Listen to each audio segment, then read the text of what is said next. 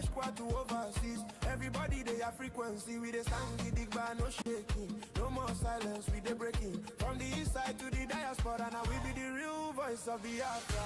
Biafra, make them hear us. Biafra, nobody can stop us. Biafra, fire they burn. Anywhere you they make it tune and done. Signal down strong, we don't reach everywhere. From Africa go Europe, then they I'm clear. We they talk truth, we know they fear.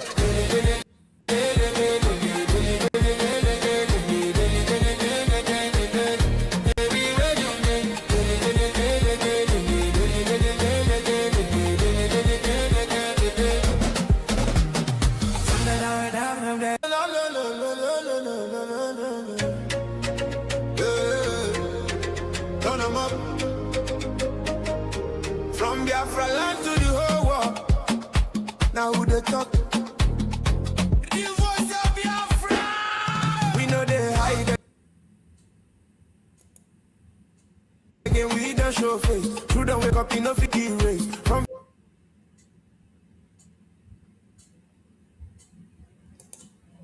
village squad to overseas. Everybody they have frequency. We they stand the dig bar, no shaking. No more silence, we they breaking. From the east side to the diaspora, now we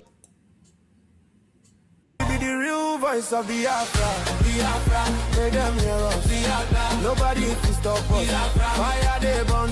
Anywhere you they make it tune and done. Biafra, signal down strong, we don't reach everywhere. From Africa go Europe, then they hear I'm clear. We they talk truth, we know they fear.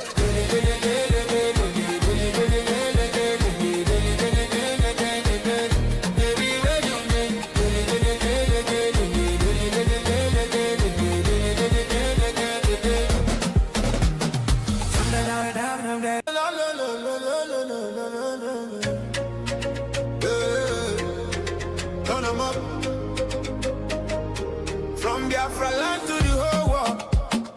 Now who they talk? The voice of Biafra. We know they hide.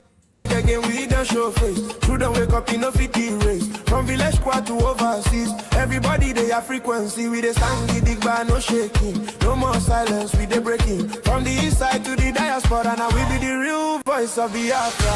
Biafra, make them hear us. Biafra, nobody can stop us. Biafra, fire they burn. Anywhere you they make it tune and done. Biafra, signal down strong, we don't reach everywhere. From Africa go Europe, then they hear I'm clear. We they talk truth, we know they fear.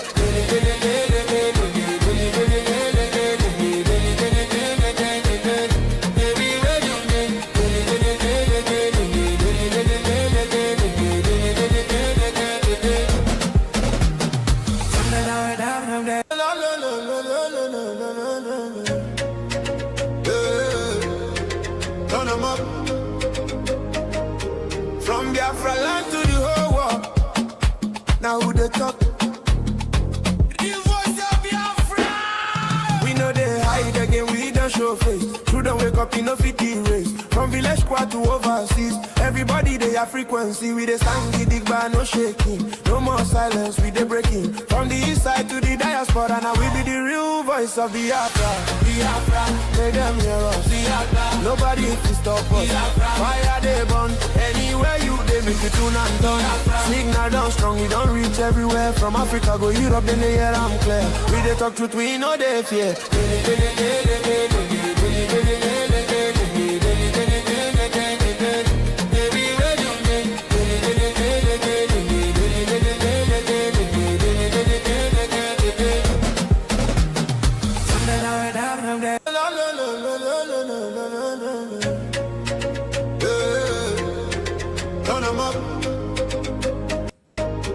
From Biafra land to the whole world. Now who they talk? The voice of Biafra. We know they hide again, we don't show face. True don't wake up enough to erase. From village squad to overseas. Everybody they have frequency. We they stand the dig bar, no shaking. No more silence, we they breaking. From the east side to the diaspora, now we be the real voice of Biafra. Biafra, make them hear us. Biafra, nobody can stop us. Biafra, fire they burn. Anywhere you they make it tune and done. Biafra, signal down strong, we don't reach everywhere. From Africa go Europe, then they hear I'm clear. We they talk truth, we know they fear.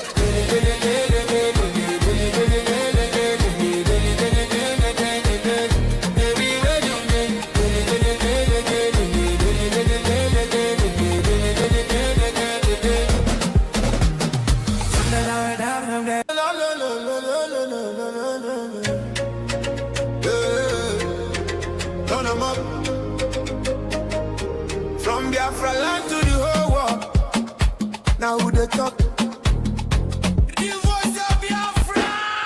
We know they hide again, we don't show face. True don't wake up in no fit race. From village squad to overseas, everybody they have frequency. We they stand the dig bar, no shaking. No more silence, we they breaking. From the east side to the diaspora, now we be the real voice of Biafra. Biafra, make them hear us. Biafra, nobody can stop us. Biafra, fire they burn. Anywhere you they make you tune and turn. Signal down strong, we don't reach everywhere. From Africa go Europe, then they hear I'm clear. We they talk truth, we know they fear.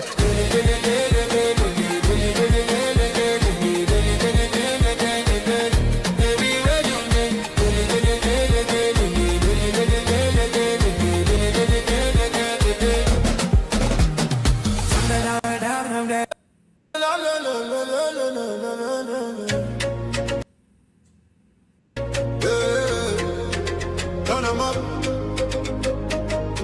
From Biafra land to the whole world. Now who they talk? The voice of Biafra. We know they hide again, we don't show face. True don't wake up in no fit race. From village squad to overseas, everybody they have frequency. We they stand the dig bar, no shaking. No more silence, we they breaking. From the east side to the diaspora, now we be the real voice of Biafra. Biafra, make them hear us. Biafra, nobody can stop us. Biafra, fire they burn. Anywhere you they make you tune and turn. Signal down strong, we don't reach everywhere. From Africa go Europe, then they hear I'm clear. We they talk truth, we know they fear.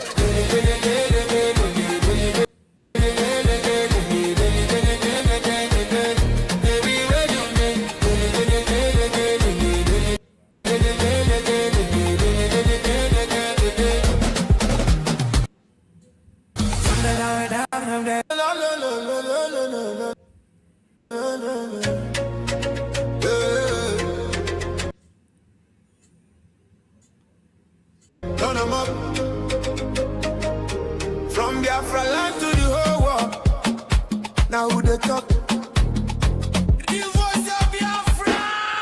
We know they hide again, we don't show face. True don't wake up in no fit race. From village squad to overseas, everybody they have frequency. We they stand the dig bar, no shaking. No more silence, we they breaking. From the east side to the diaspora, now we be the real voice of Biafra. Biafra, make them hear us. Biafra, nobody can stop us. Biafra, fire they burn. Anywhere you they make you tune and turn. Signal down strong, we don't reach everywhere. From Africa go Europe, then they hear I'm clear. We they talk truth, we know they fear.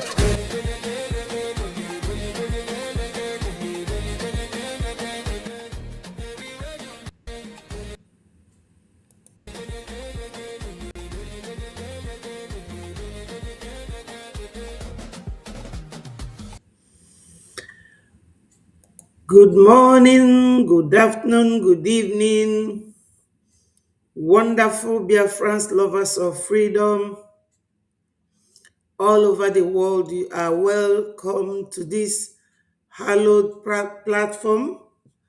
Thank you for joining me today. I welcome all of you. My Honorable Lolo, Minister Comfort, you are welcome. Charles, ndewonu. Ndị be anyị nọ n'ụlọ ekenekwa m unu. Ekene m nwoke, ekene nwanyị. Taa bụ Tuesday, 5th of May 2026. And taa bụkwa Orie n'afịa ndị be anyị. Ndewo my sister Nenna. Thank you for joining. Wonderful and powerful Biafrans. You have heard the music. The music said that we know the fear. We the show face. Biafra remains the nightmare. Breji, Biafra Republic government in exile, remains the nightmare of Nigeria. Nigeria must leave Biafrans to go, whether they like it or not. Nigeria and their allies, foreign allies and homeland allies, wherever they are coming from, we must go. We must leave Nigeria. Nigeria is not our home.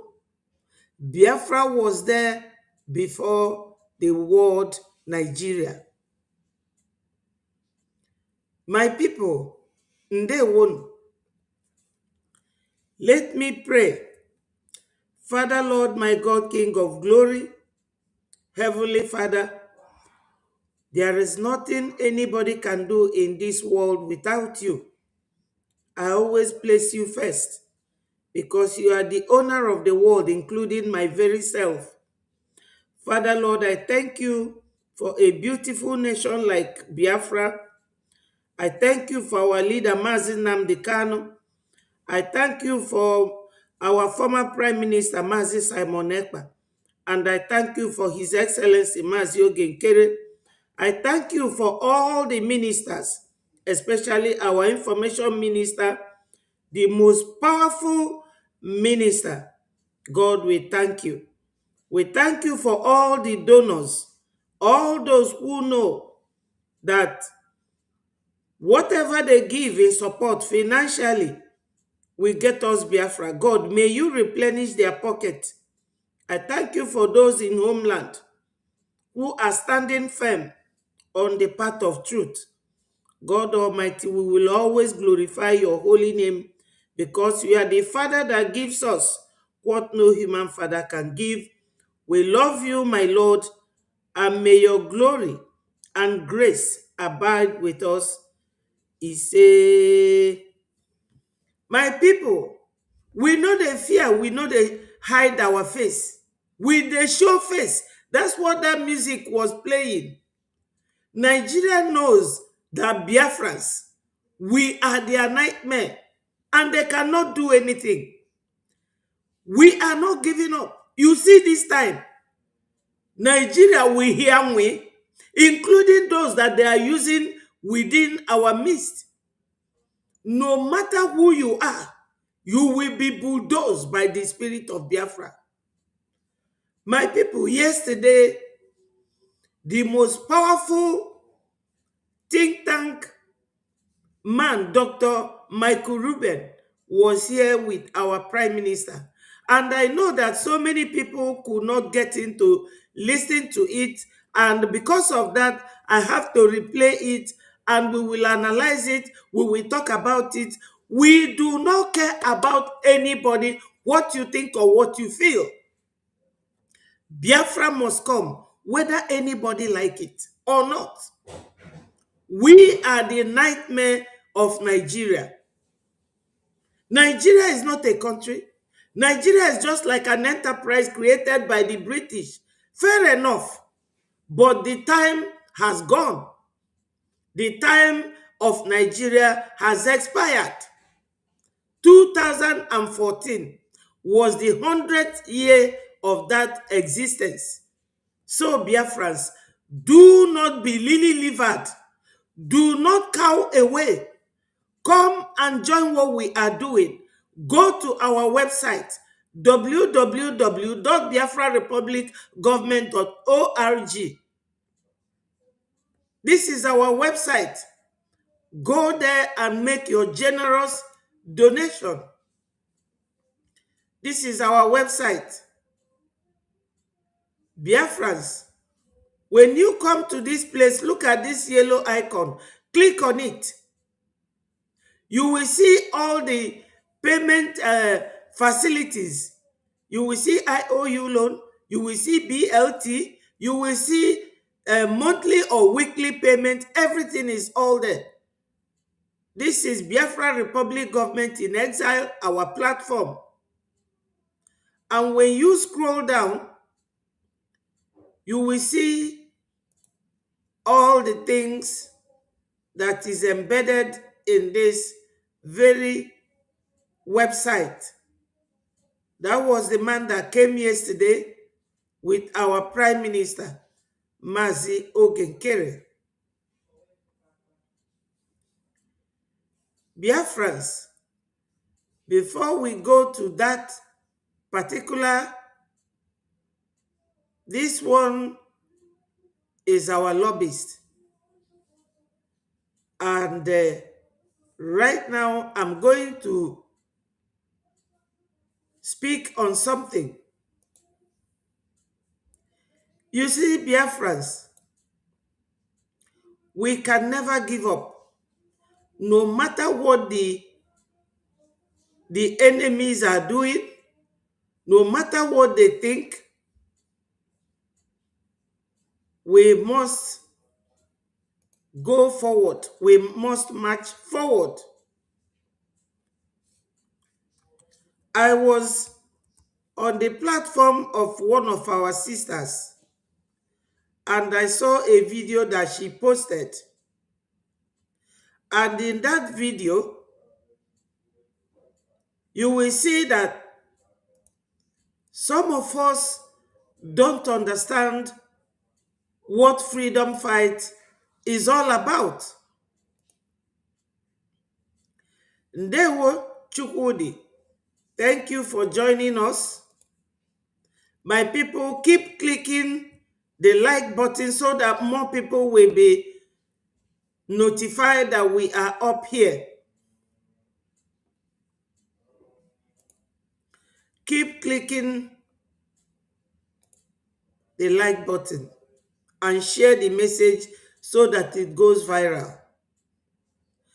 I was on the page of one of our sisters, and she is a powerful Biafran.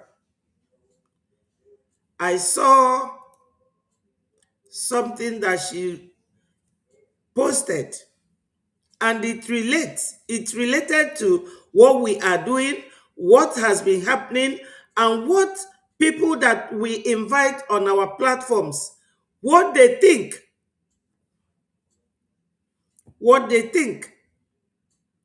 And Biafrans, you will understand that many of us, whether educated, non-educated, whether you are middle or full educated, or completely or totally an illiterate, some of us don't understand what freedom fight is all about. They don't understand what democracy is all about. They don't even know what politics is all about. What we are doing has many, many diverse parts of it. You will find freedom fight. It involves politics. It involves democratic system. It involves anything you can think of.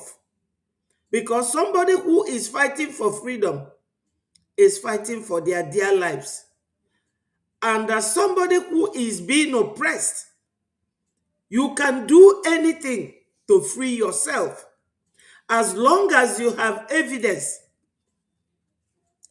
to say or show why you are doing what you are doing. And we have loads, many evidences to show why we are fighting for freedom. Let me start it this way. When Biafra started fighting for freedom after the Aburi Accord incident, we had what was called pogrom.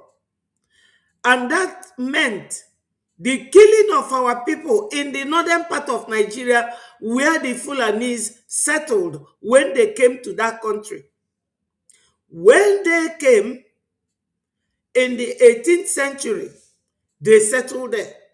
And they were answering Hausa Fulani. Now they don't answer Hausa again. They have detached their name from answering Hausa Fulani. When they came, they were there in the north. Because some people don't understand what we are doing. It's good to tell them. They killed our people and loaded their body in a train and sent it down to us. And every other Nigerian, they were all keeping quiet. And they were saying, you Igbos, you Igbos. Of course, we are Igbos. They kept calling us names.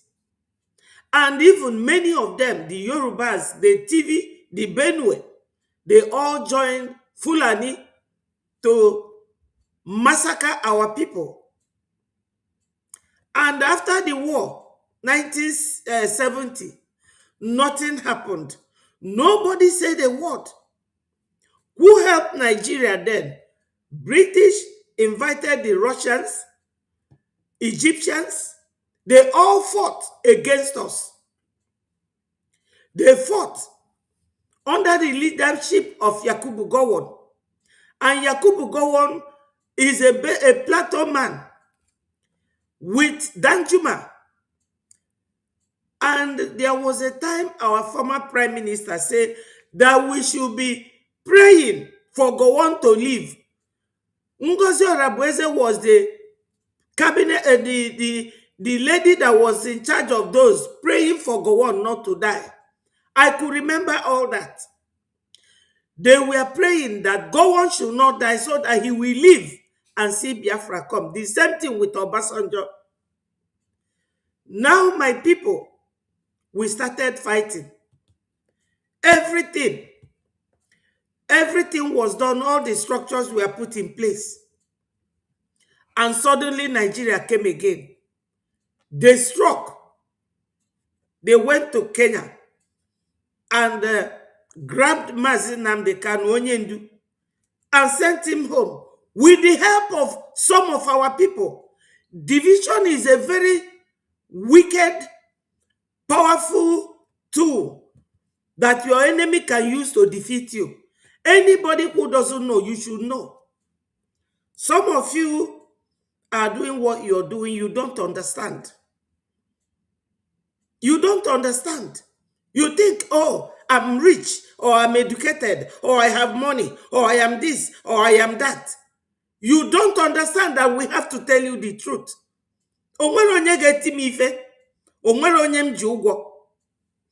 Biafra belongs to all of us.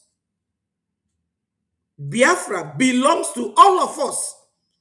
Nobody can lay claim on Biafra. It belongs to all of us. And we are all going to fight for it, as we are doing now. They grabbed Mazi Nnamdi Kanu. And the story now is that Tinubu, who is under contract, oh God, Tinubu, who is under contract, because Ahmadu Bello said that anybody who is not a Fulani person ruling Nigeria will be under contract. You all know about what Sadwana of Sokoto or Ahmadu Bello, he has those two names. What he said. Tinubu said that he has to silence Onyendu Mazi Nnamdi Kanu and Simon Ekpa for him to rule in peace. That he has to silence these two. And he succeeded using Biancono. That Hunike, they used her. Where Yana Ngozi, Nandi Otue, where jide our PM, Maumunne Onyendu, Mamunye Onyendu, Fanny in a day petition within the IPOB. You know that they work underground always. They have come up again using Onyendu's name and Simon's name to distract us. It will not work. We know all that. It will not work. So if you do not know the history of Biafra, go underground again and study and know what we are suffering. We are in pain. We are in pain. Now America is helping Iran because they demonstrated. Do they know how many of our people that died during the war and they're still dying? Maybe Makanaya Burundiocha. The number of people in Biafra who made a reparation for it, till tomorrow they have not done anything. To say, we are sorry for killing you people for no reason. Because Iranians are fighting for freedom. Our own, is it different? It's not different. We are also fighting for freedom. We are also fighting for freedom. Before. Anything and the Muslim they will problem. Arabs, they will defend them. They will support them. When Christians are having problem, nobody supports them. Nobody. Well, only Donald Trump in his government is the only one talking about it. Obukwa na fa the serious amarom because munwa otaro. Killing and death, is it not the same thing? Whether 1 million of you are killed or Ofonye, if one person is killed, what is the difference? Death is death. We are human beings. Somebody abia here na kuna bandi azu. Every time they will go and invite people on their platform and be talking rubbish. They will be talking rubbish. Many waters have passed under the bridge. Our people are dying. Everybody is keeping quiet, not even the Pope. So, whenever Muslims are dying, their own Arab brothers and sisters talking, all of them, Afghanistan, they will come and be supporting them. But what are they doing? The Fulanis, they will be using our own people to destroy us. And the idiots will give themselves up without thinking. Without thinking. Now, I saw this video at Eunice's platform.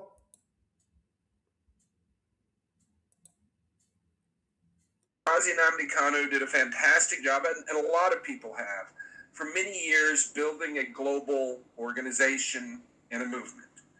And it exists, and it's present, and it has a presence. But when he was arrested, tortured, all that he's been through, fighting for his very life, the leadership of that movement, how can I say this? It's on a plateau. It got this high. And yes, he said that the leadership became on that plateau when Mazen Nnamdi Kanu was kidnapped from Kenya. And my people, I have to really consult Google. Google said to be in a plateau is that you have reached a state of little or no change. Somebody said that you have reached a plateau is when you have reached little or no change. Look at it. So this man here is an American, former mayor. He is retired. He is doing his own thing, but he is an American. Anybody that have actually studied or listened to this video where Raphael Ajere invited this man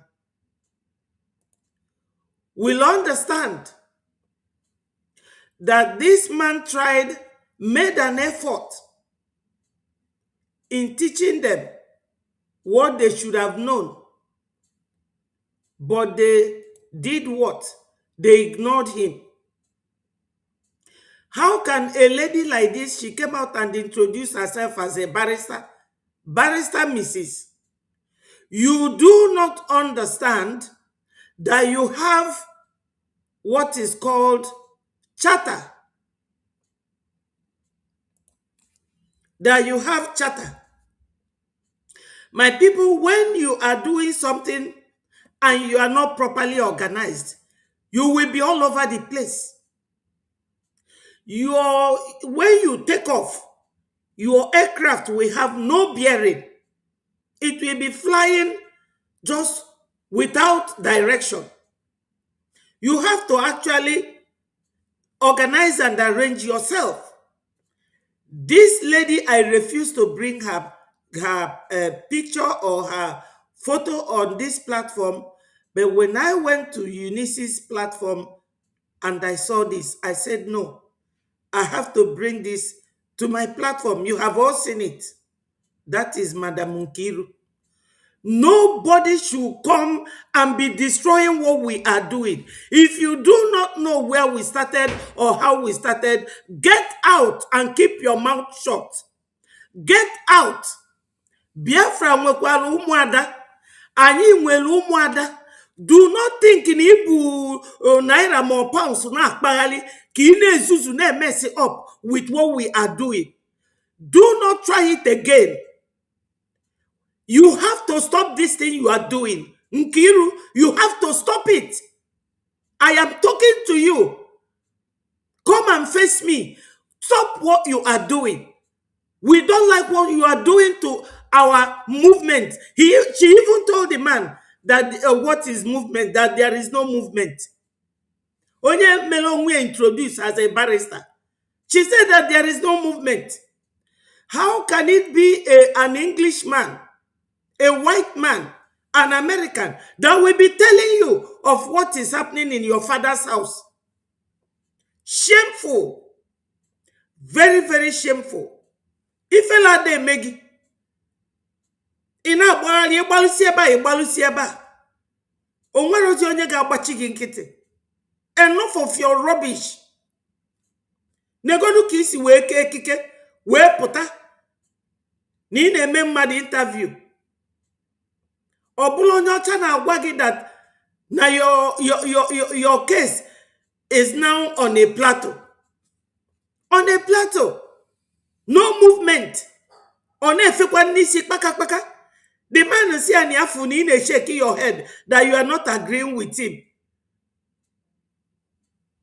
Every time I am about you mess it up. Go and work with Tinubu if that is the man you people prefer to work for. Tinubu was the one because he's under contract with the Fulanis. Sadwana of Sokoto said it. That any time that a non-Fulani is working or doing anything for them, that they will be under contract. How can somebody Melonwe introduced as a barrister not understand that they have charter and that charter is supposed to be our constitution that contain everything? After all, that our former prime minister, he was the one dancing with the charter. And he has not removed a dime from that charter. Everything remains the same. Ana Gwibi, Afaneto. Every day I am not here, ne tiwasisi, ndinka not here, ne maybe see fine name. Everybody are watching fankete.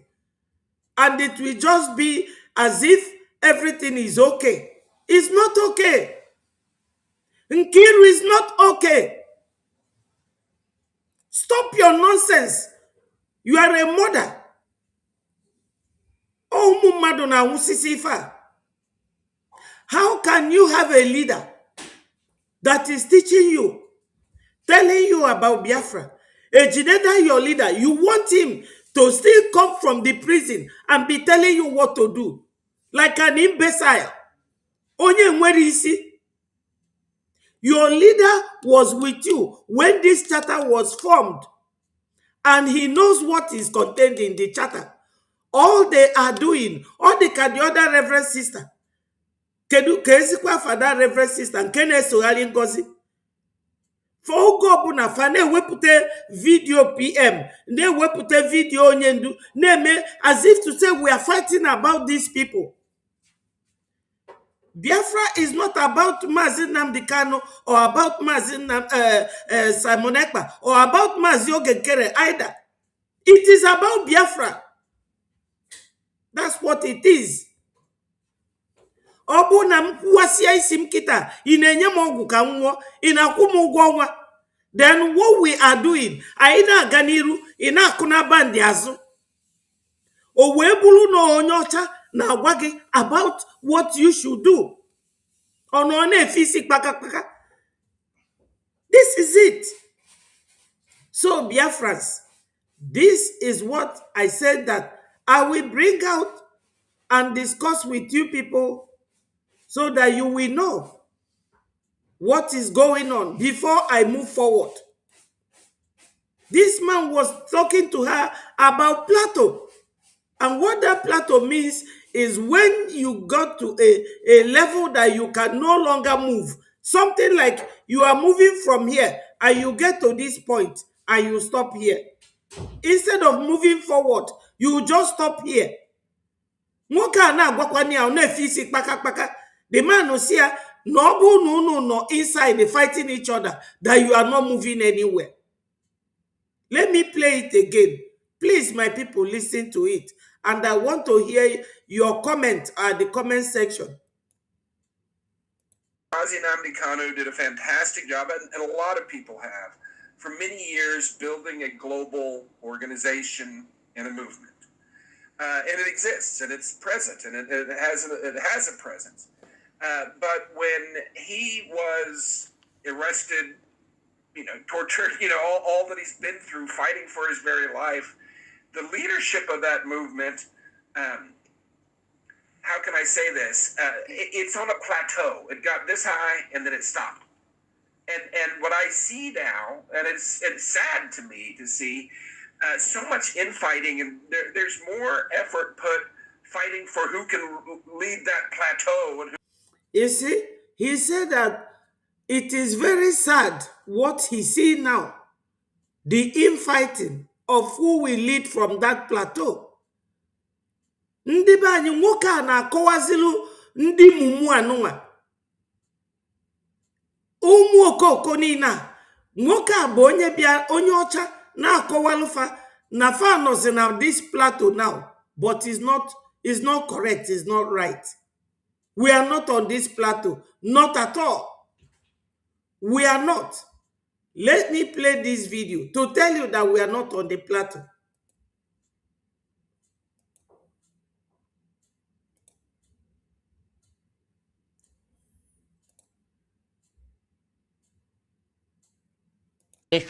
And even future military and oil deals. I mean, how seriously are these groups being taken in US policy circles? Well, serious enough that you've got people like Ted Cruz, who is the conservative senator who chairs the Senate Foreign Relations Committee. He's a big supporter of the Biafra government in exile. He's a big supporter, actually, of the Somaliland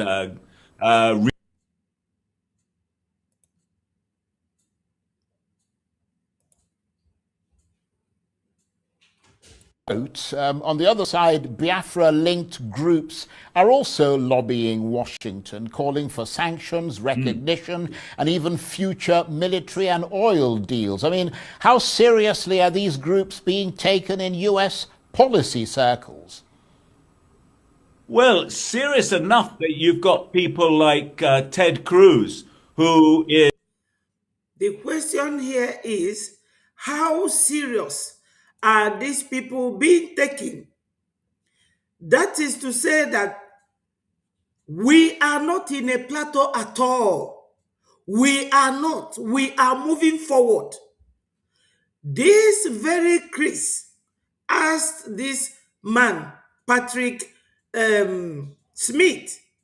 He is a British, and he's an American Confidential Press Director.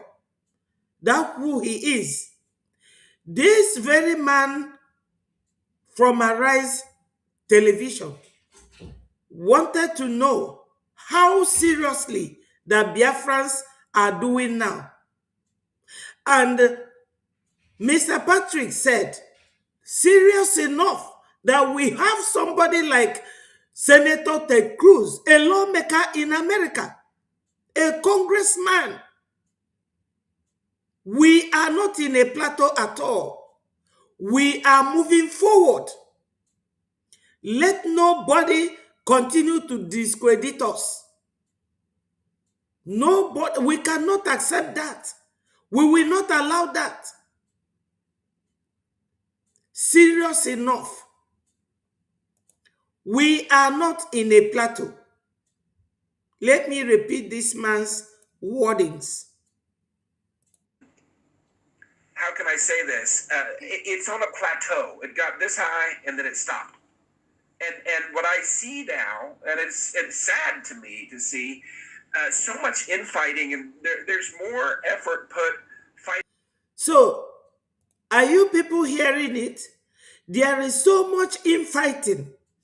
My people, this is to show you that whatever you are doing, some people are somewhere observing and watching you. How does this man who lives in America know that there is infighting? He said that it is very sad to him because this movement is a global movement. And this one here, Madam Nkiru said, we are not in a movement. And she's a barrister. She introduced herself, I am Barrister Mrs. Nkiruka. I have never brought Nkiru's video on this platform. But when I saw this from Eunice's platform, I said, no, Biafra should hear about this. How can you, if you cannot work with Biafra Republic government in exile, you better get out. Because you are now going to be like people of Benue, people of Plateau, Yorubas that are supporting Fulanis to destroy what we are doing. That fought us 1966 to 1970. Because the real fight started since 1966. Those of you who do not know about the pogrom, about those who died from 1967 to 1970, you are here destroying what we are doing. Those of you who do not know what's his name, this Hope Uzodinma has been doing to our children in Owerri, that army camp there. Any of you that does not know what our people are going through in Enugu or in Osumogu, you will be here talking trash, messing up, to the extent that it takes a white man, an American, to tell you what is happening in your country or among you. You are just here to destroy what we are doing out of hatred and jealousy. You are fighting Mazio Genkere. What has he done to you? What has he done to you? Mazio Genkere is just like Mazi Nnamdi Kanu or Mazi Simon Ekpa or Dumegwu Ojukwu or Philippe Effiong. I don't know why we don't have brain. Mad people everywhere. I have said it yesterday and I'm repeating it today. Biafra Republic government in exile, we are not a mental hospital and we don't cure mad people. If you have brain damage, you better go to mental hospital and get out of our platform. Fighting for who can lead that plateau and who's the top of that plateau, and have lost sight of the mountaintop. Yeah, we haven't lost sight of the mountaintop. And this is the mountaintop here. For us, we are at the mountaintop. Look at it. Is the Conservative senator. Military and oil deals. I mean, how seriously are these groups being taken in US policy circles? Well, serious enough that you've got people like Ted Cruz, who is the Conservative senator who chairs the Senate Foreign Relations Committee. He's a big supporter of the Biafra government in exile. Have you heard it? He is the one that knows what is going on. But a barrister, Madam Nkiruka, she does not know what is going on in her government. She does not know that what is going on right now is taken from the charter of the movement where she is in. Does Nkiru think that she is the only woman in Biafra land? Nkiru jee gbara ọgwụ gị nwụọ. Ọ bụ na isi adịrọ gị mma, jee gbara ọgwụ gị nwụọ. Jee gbara ọgwụ gị nwụọ ozugbo ozugbo nje and leave Biafrans alone. Ọ bụ na ego anụnwa ibu na ọ na-atụ gị ka mmanya. Ngozi Orabueze did the same thing that you are doing now. Go and ask Ngozi how market. Biafra bụ spirit. Ibia to Biafra, ime gragra ni nwere ego, money ego. I can't even see that money in you. Look at how dirty it look here. I cannot even see that money in you. Obuni buego monego na tuge kamanya. Get out from what we are doing. We don't need you. Since it has to take a man from America to come and tell you that you are doing infighting, he is the one to tell you that you need somebody to take you forward. It's a very big shame. A very big shame on you. When you left, nobody spoke to you. Because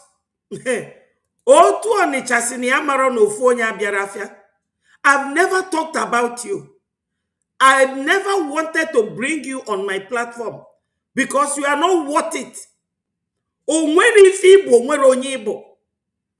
Jeju ada diora mo mecha go gragra nke onyu go ka oku. Genwa bu nkiru. Gbala ogwu obu ni isi adro gi ma je na mental home. You can beg Ngozi because Ngozi, like you, she works in a mental hospital in America. You have money, you can go there and treat yourself and get out from what we are doing. Get out from what we are doing. Or you better go back to Obi. Obi is now, I'm not surprised. Obi is moving from platform to platform. That is exactly what he can teach all of you. Ndiala. You think we are afraid of you. It's just because we believe that Ilurogo, Biafra nwelu ndị adawanye. Nkiru nwere bi luleni of our women. Real Biafran women puti nwere ike puta. Money is not everything. And we don't know where you got your money from. We don't know whether Mwibu Mamandiam Droba. Mono gina Buhari na Shetima na ego. We don't know where your money is coming from. Maybe that was why Biafra spirit took you away from us. Because na Biafra spirit that they take anything that is dirty. Let your friends show you this video. You can go and listen to it. Each or one-on-one, you come and meet me. No one in EBA. Stop destroying what we are doing. We are here every day talking. If you are going there, so vam. It was a vam new mistress. You should stop what nonsense you are doing with Biafra Republic government in exile. This is my first warning to you. And I'm not saying it in secret.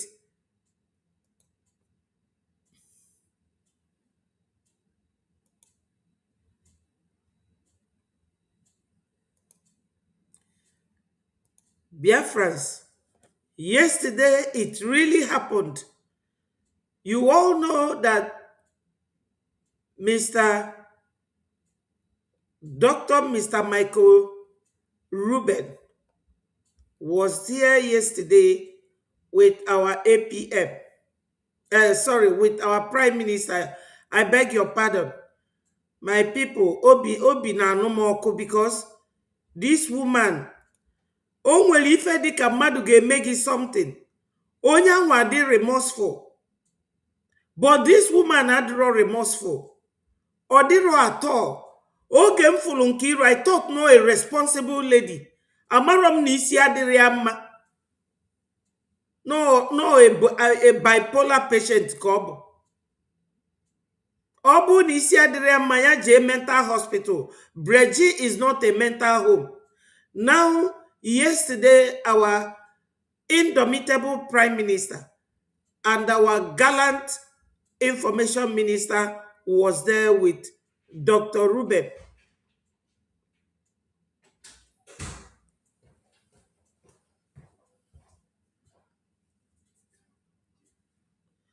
So, my people, I have to continue. Let me play it and you will hear what happened yesterday. In Nigeria and heard aggressively engage the U.S. government for such in parallel with other advocacy such as the U.S. Christian community and organization. This has been successful with President Trump declaring Christian genocide in Nigeria. From our perspective, this allows for normalization or discussion of the concept of an independent Christian state in the form of Biafra. Doctor, what are your thoughts about President Trump and the White House declaration about Christian genocide on Nigeria and steps taken to hold Nigerian government accountable? Thank you. Thank you so much, Mr. Prime Minister. It's a pleasure to be here speaking with you. First of all, I'm glad that President Trump and Secretary of State Marco Rubio have calibrated U.S. policy towards reality rather than wishful thinking, like what we saw with the previous administration when Nigeria was taken off the watch list by Secretary of State Antony Blinken. And frankly, the facts on the ground tell the story much more important than any U.S. administration. And so I would hope, Democrat or Republican, whoever follows President Trump, would also continue to recognize the real slaughter of Christians that is occurring in Biafra. The way I look at it is this way. There are two possibilities. Number one, either the Nigerian government is directly and purposely slaughtering the Christians in Biafra. The second possibility is the Nigerian government is too weak to prevent the slaughter of Christians in Biafra. Either way, however, the fact remains that there is an ongoing genocide.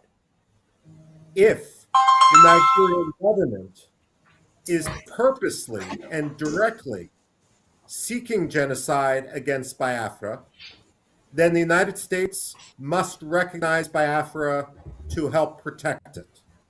And if the Nigerian government is a failed state and too weak to prevent the actions of the Fulani militias, then the United States should stop recognizing the fiction of Nigeria and recognize the independence of Biafra.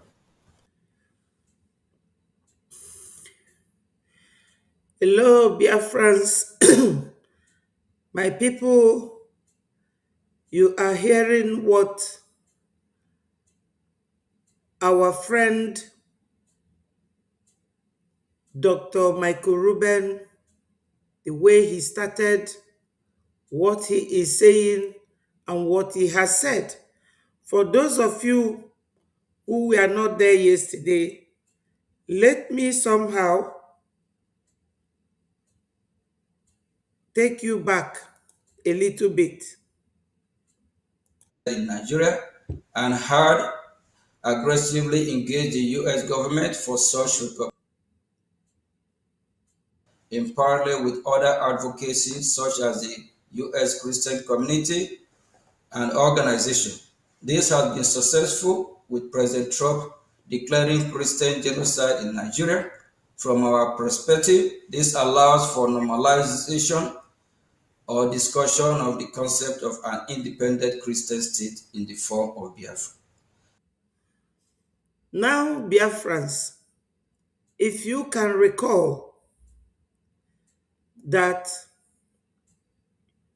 I made mention of how all the Islamic states always fight for one of their own. Nigeria is always very quick at doing that. Whenever they see that the Palestinians and the Israelis are fighting, they will start burning Christian things in Nigeria. They will start burning their businesses, burning their homes. That is the support. When you see anything happening to Nigerian Muslims, You will see the Arab coming to their aid, coming to help them, coming to support them.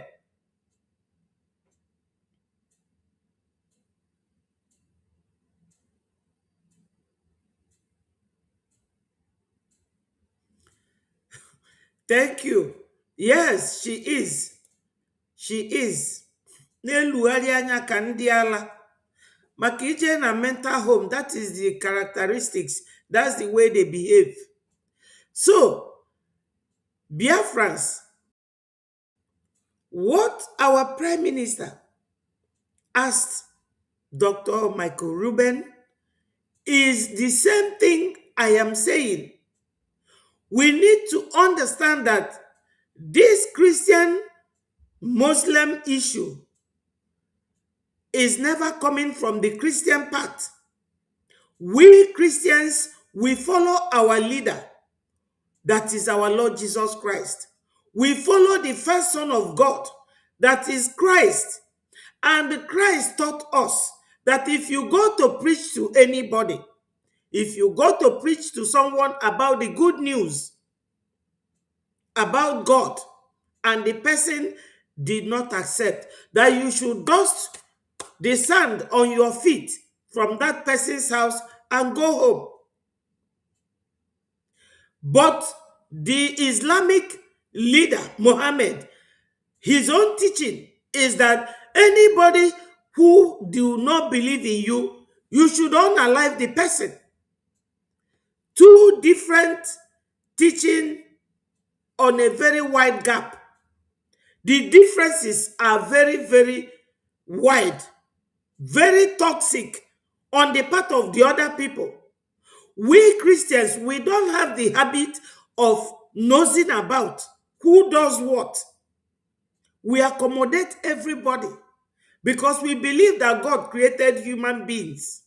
Religion is not that of God. Go to anywhere and search for it. God is not a religious God, because religion is it fragments people. It divides people. God does not want any one of us to fight each other. That's why he gave Moses that order from Mountain Sinai. Thou shalt not kill. So we do not know who they are killing for. Because the God we know, the God that sent our Lord Jesus Christ to come and die and save the world, does not want anybody to die. God gave us free hand. Yes, exactly, Charles. If anyone messes up in this struggle, the spirit of Biafra will deal with you. Exactly.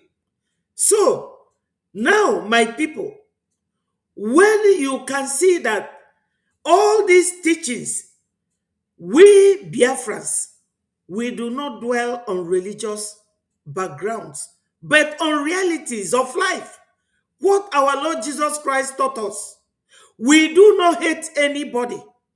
But now that the Nigerian Muslims are terrorizing everybody, and when you look at these two religious groups, Christianity is from Arab, Islam from Arab.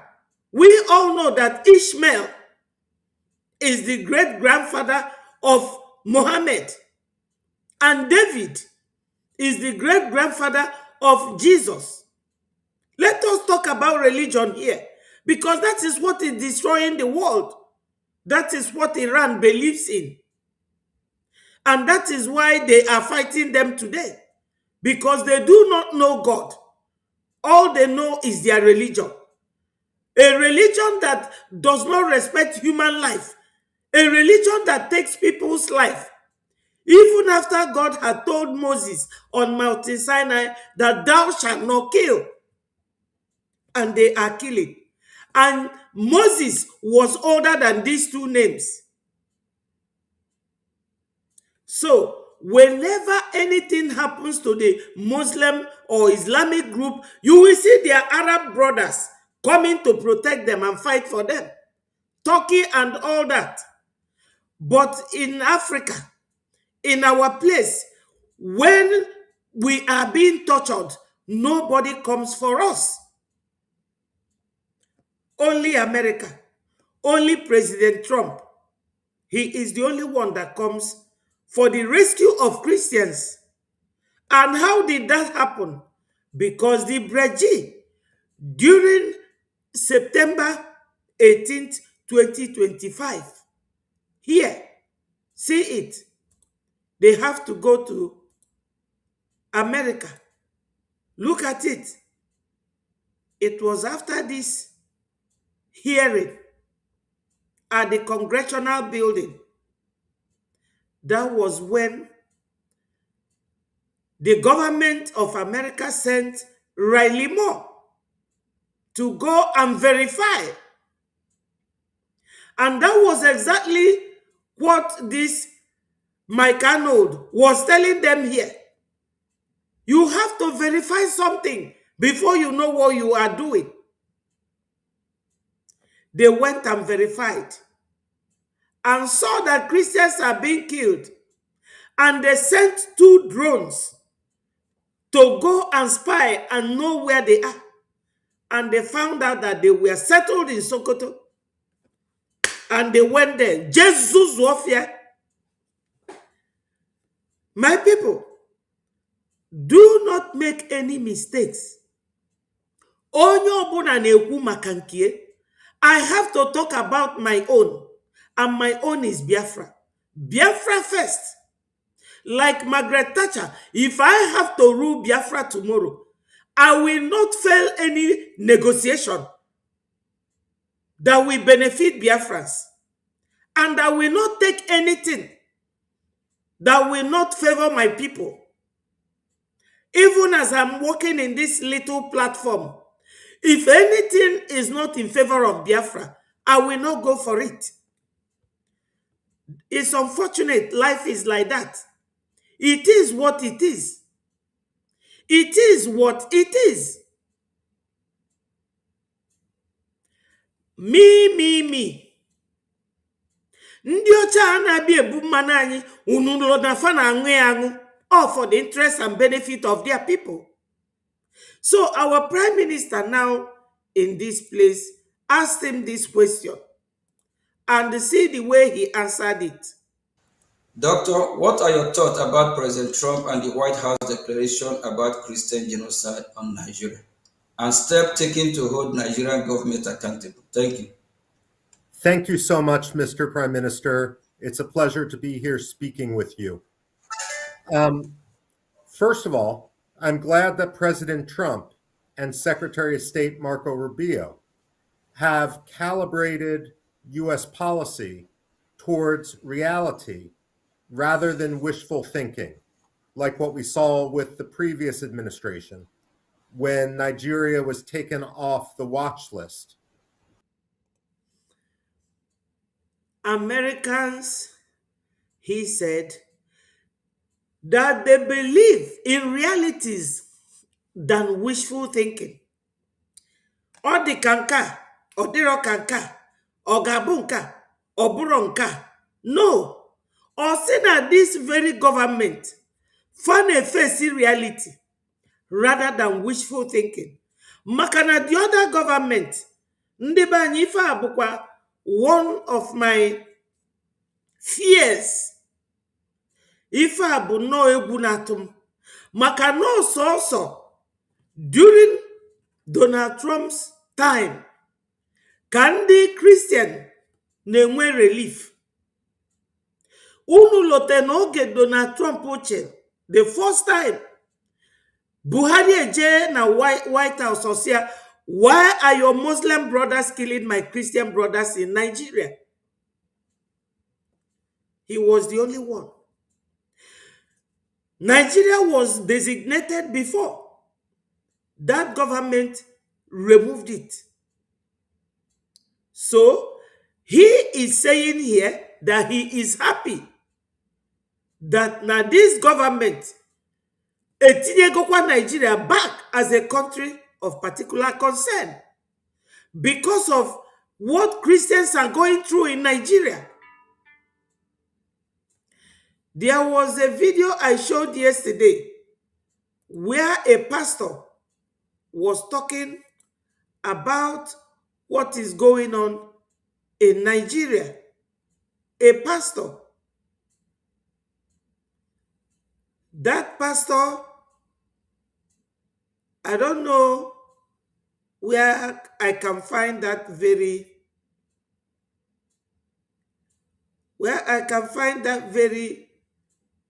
video of that pastor yesterday. The pastor was telling us how Pantami, if any one of you remembers that, how Pantami is now planning to be the governor of Gombe. And the pastor said that there are 30% Christians in Gombe. 30% Christians. I cannot find the video again.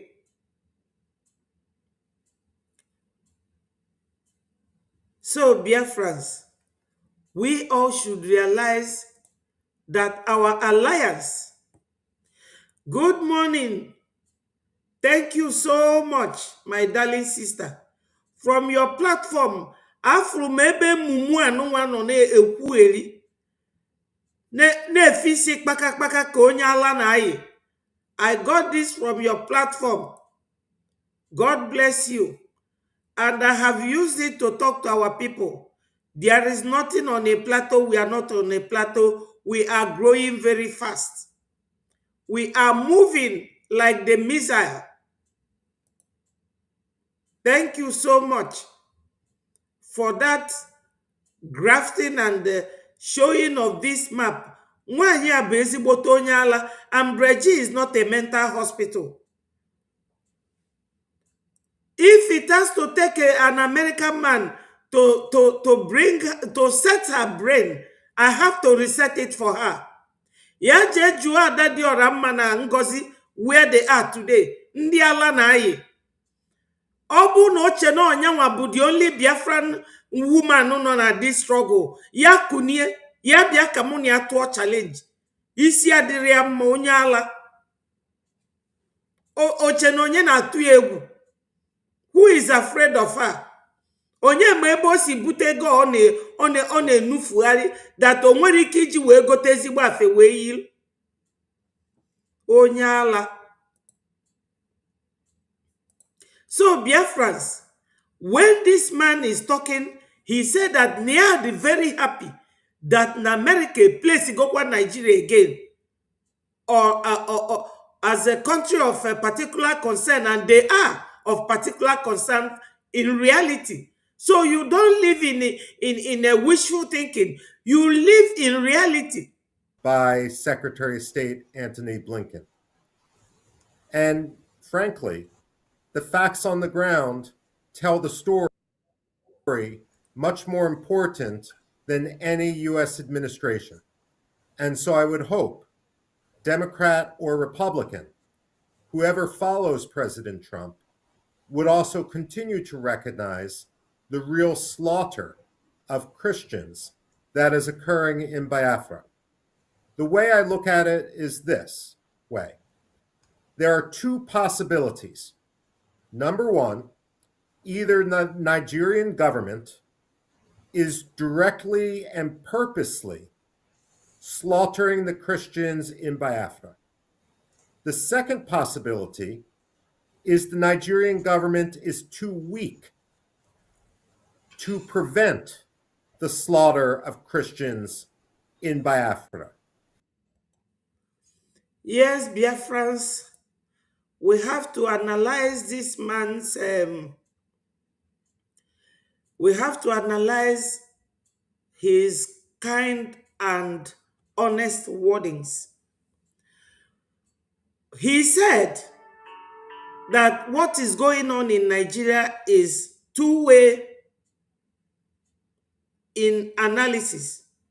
Is either that they are purposely killing Biafran Christians or that they are too weak to fight the insurgents, the terrorists, the ones they call bandits. It was Gumi who said that, oh, nobody should call them bandits, call them terrorists. You better call them bandits. They are calling them bandits because Gumi said so. But every Nigeria is now getting the gist. Because in 1966-67 to 1970, oge na-egbu ndị Biafra, ọ na-asọ ndị Nigeria ndị ọzọ, ọ na-asọfa. Ka m gwa unu eziokwu, ife niile a na-aga n'akụkụ Nigeria ọzọ, ọ na-asọ m ụsọ n'obi. Ndị be anyị tụrụ inu si ka agụ fụ etu ịdọkpụ mmadụ na n'isi adị, because agụ tagbuo anụ ọ na-adọkpụ ya naanị. Kita agụ ka a na-adọkpụzi naanị. Other Nigerians are now seeing what Biafrans went through alone. And they all supported Fulani. Yes, they all supported Fulani. They supported them. And Ebundi Bona suffer. Kita! What is happening in Nigeria is like a rain falling on every roof. No roof that doesn't get the rain whenever it is falling. He said here, it is two things. Either that they are purposely killing Biafra Christians because we are predominantly Christians, or that they are weak. They are not weak because Nigeria government sponsors terrorism. It is clear. Do you people understand that in Nigeria, it is Sokoto Caliphate that is ruling Nigeria?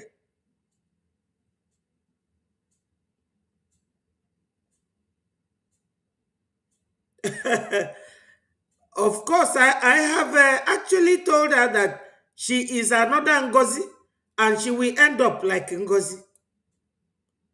That's it. Oh, that woman had rokwam kife. That's why I have never brought her picture or her video or her talk or mention her name on this platform except today. Because all game follow this video. Say, no. I must discuss it with my people. We are serious people. We are very serious-minded people. Enough.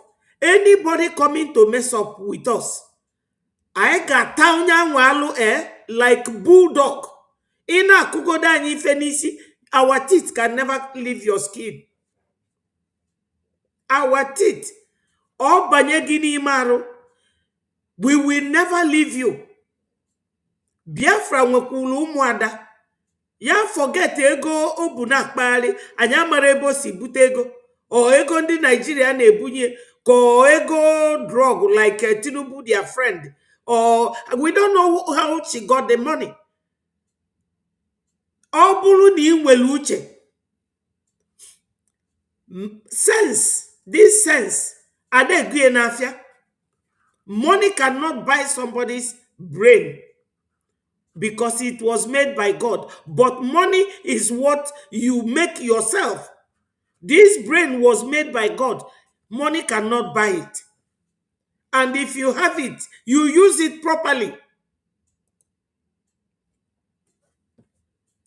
Okay, kemgbe we pour from Breji.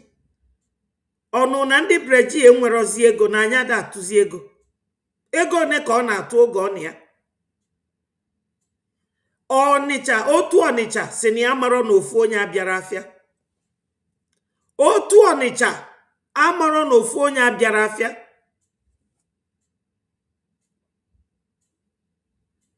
Ọ ya no. Olosho bụ no olosho mama. Obo olosho this sluggish. Olosho amaro ka esi edozi isi mo, ka esi eyi afe. It's not every olosho that a sensible man goes for. You go for the one that presented herself very well. Onye ga-kwadogodu dịka mmadụ n'anya. You don't know what we are going through. Ibiaba na mess up with Biafran people's mind. We are not emotional. We are just expressing our feelings. And the Nochiela Yuzo Ayakutuogi. Anyakutuogi.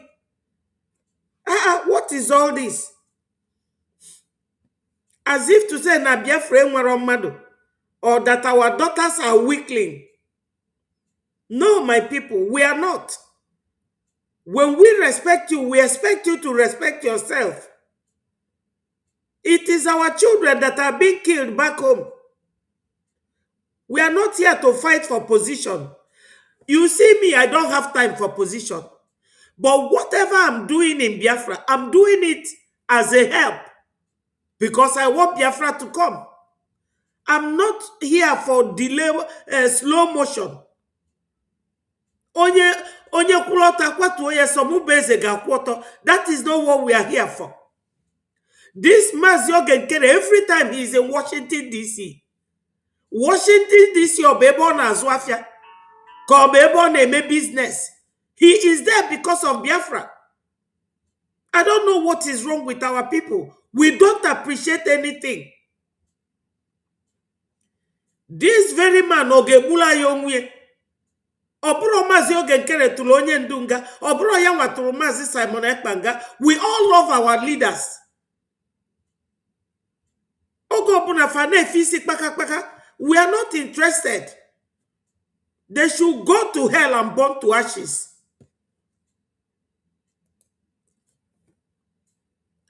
When we respect you and you don't want to respect yourself, we will insult you.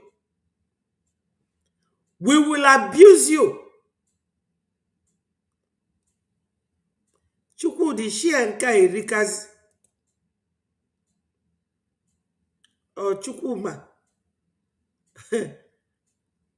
Our people, Ogamakwanu Nkawa. Yes. So, I have just told you people the way I understand what Dr. Ruben said here about Nigeria. Either way, however, the fact remains that there is an ongoing genocide. If the Nigerian government is purposely and directly seeking genocide against Biafra, then the United States must recognize Biafra to help protect it. Yes, my people, you know that Dr. Michael Rubin is a powerful speaker in America. He is a man that when he talks, American government, America is not like Nigeria. Whenever somebody, a man of substance like this, talks, they take his all his advice into consideration. He is a man that American government knows. Every government knows him in America.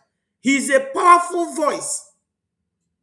And then the child they make and the no matter who you are, for their asopology, they don't respect you. And when you don't respect people, don't expect that others will respect you. Because people will start respecting you when they see that you are a respectable person, that you are a man of justice, that you are a man of your word. So Dr. Michael Rubin is a man that American government respects so much. They respect him. You have heard what he said.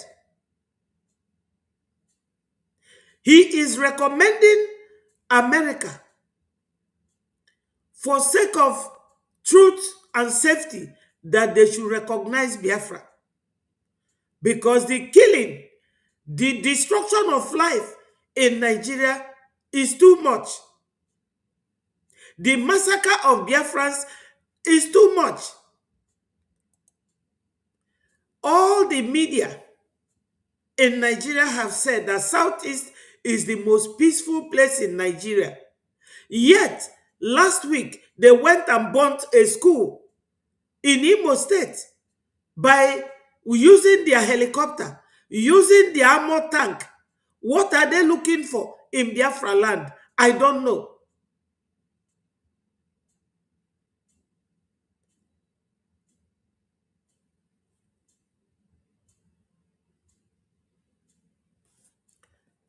my people, we are aligning with one of the most respected American personnel.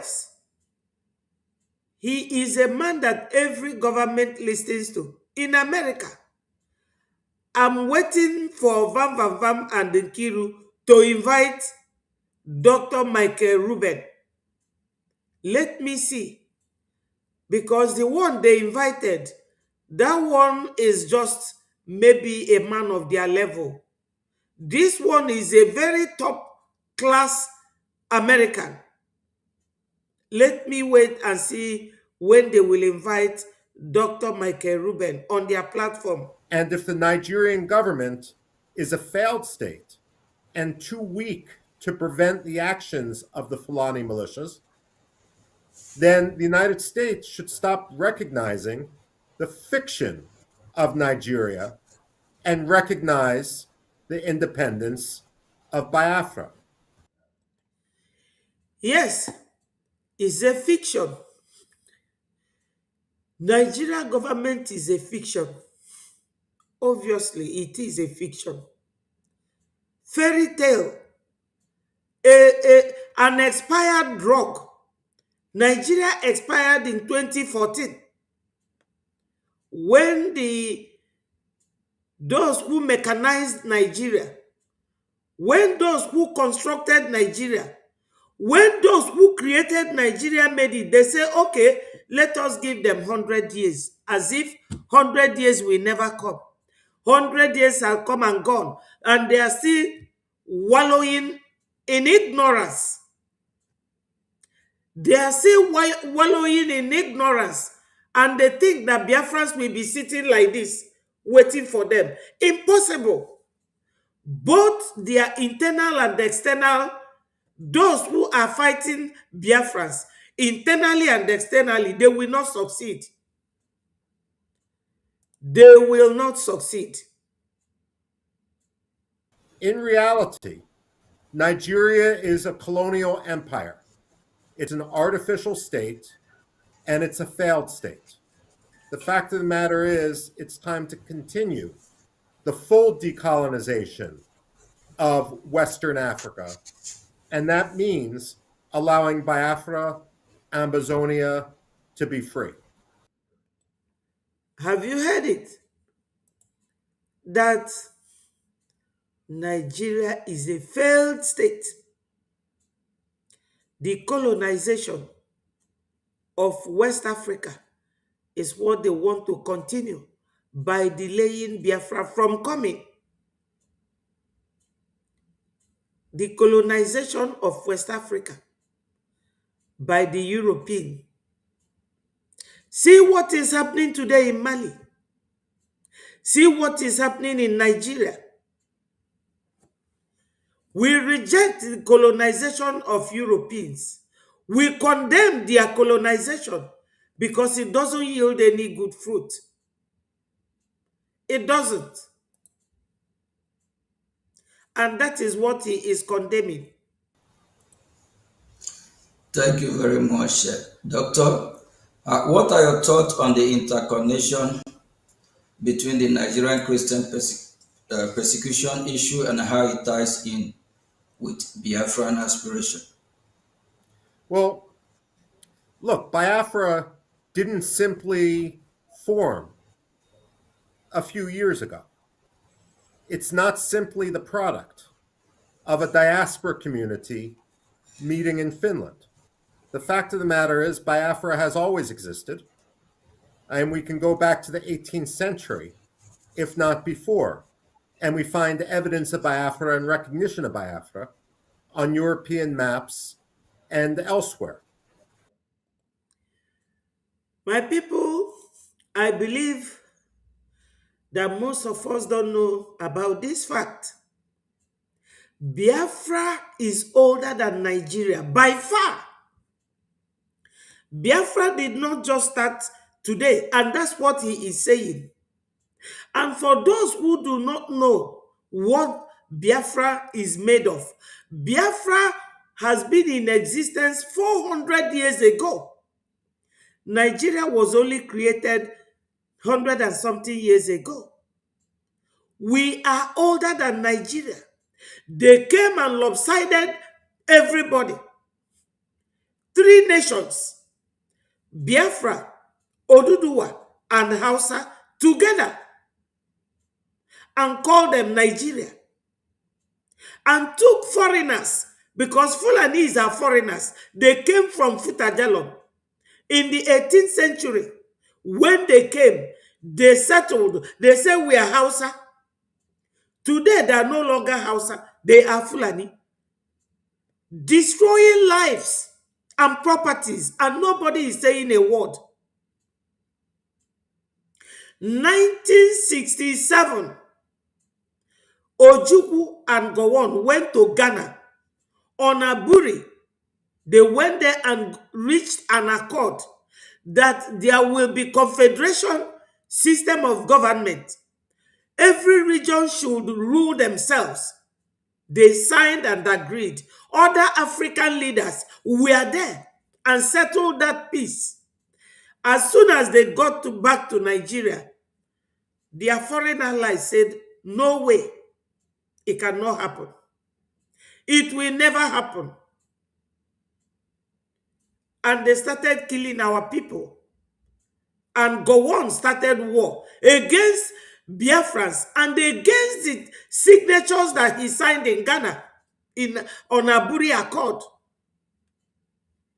So those of you who do not know about Biafra, you are just joining the movement. And when they tell you it's a movement, you say, no, it's not a movement. It is a global movement. One of the largest freedom fighting group in the whole world. Biafra Republic Government in Exile. And my people, this second missionary journey, we will not fail. We are not going to fail. Biafra must be free. We made our own warheads to fight that war. We refined our own oil by ourselves that the military we are using during the war. We did everything ourselves. And all the countries joined Nigeria to fight us.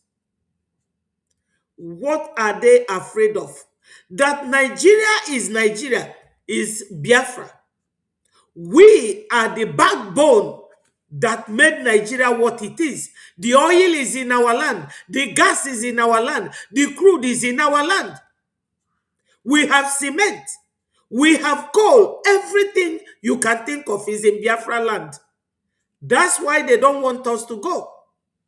Because they know that the moment we pull the plug, there will be darkness everywhere.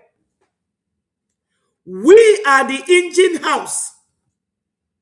Ndị be anyị nọ n'ụlọ join na ife anyị na-eme, anyị nwa bụ the powerhouse. Nothing mega. We are the Biafrans. Those of you who know there na from pillar to post, you don't know where you are going to. You are like somebody drinking garri without sugar. No taste. No progress.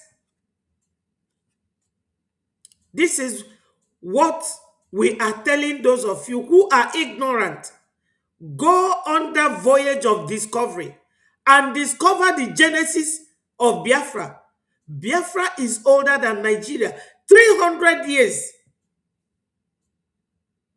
And this one, they say democracy, democracy. Chris, what's his name? Chris Smith. He said that democracy came from Biafra land. Everything that Nigeria has emanates from our land. That's why they don't want us to go. And we must go. No matter when, Biafra must surely come. And we will leave Nigeria. Nigeria is a failed state. That's what this American fellows is saying, Dr. Michael Rubin. That Nigeria is a failed state.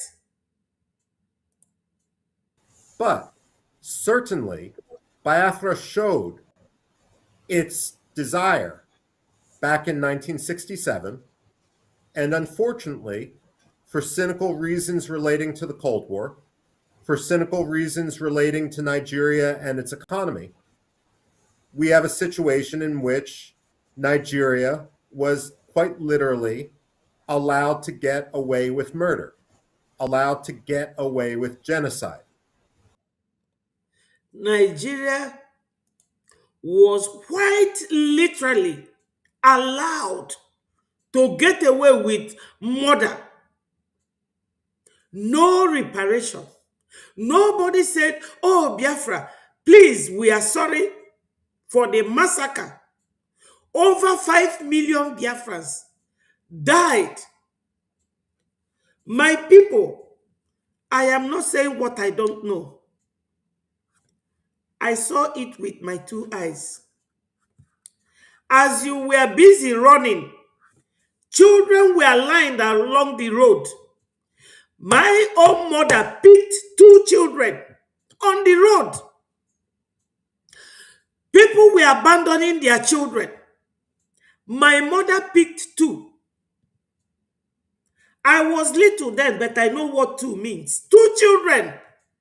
And they grew up with us during the war. And my mother will use her wrapper and sew shirt and knicker for them. I am not saying it's not a fiction. It's not a history book. It is what happened in my own 2 eyes. Then any non-entity will just come out and you will jump and be talking what you don't know about Biafra. I may not know what the congressmen are saying behind, but I know about this one I'm telling you now. That they massacred our people. They killed our people. Nigeria, the world is just letting them go and not give account of their mother of Biafras. Massacre. And they are still killing. And any idiot will come out and be talking rubbish.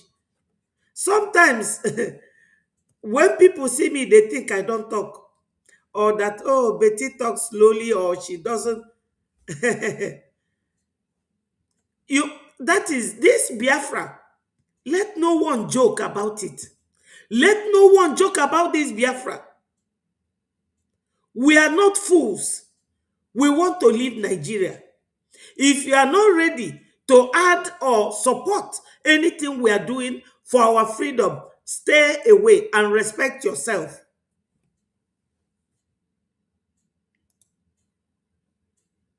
One of the problems that we see when we fail to recognize genocide when it occurs, when we fail to delegitimize the ideology that leads to that genocide, is it ensures a repetition of that genocide.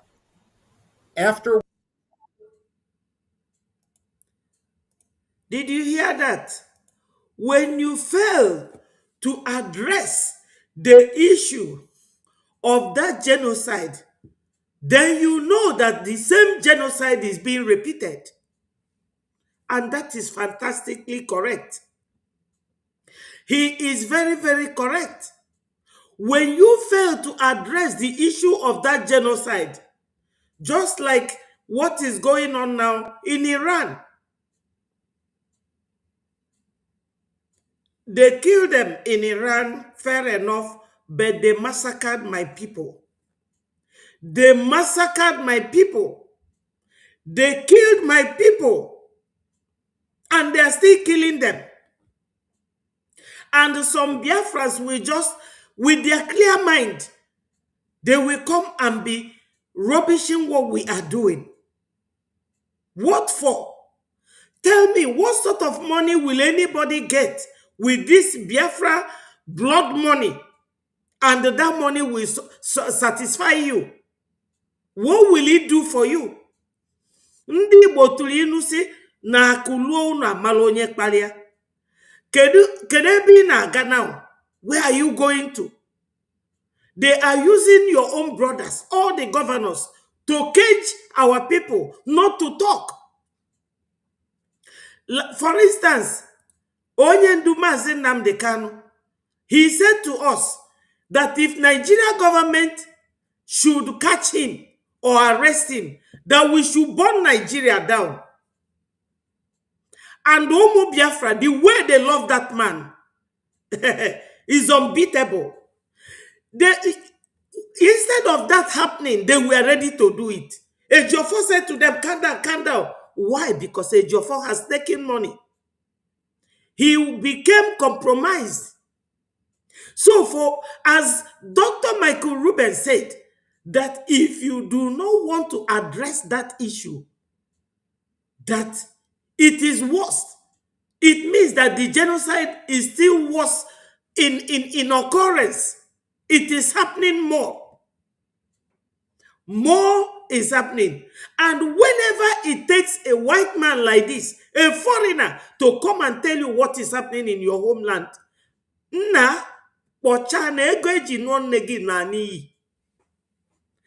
onye ọbụla gasị na ya maro ife this man na-ekwu as a reality, you are not a human being.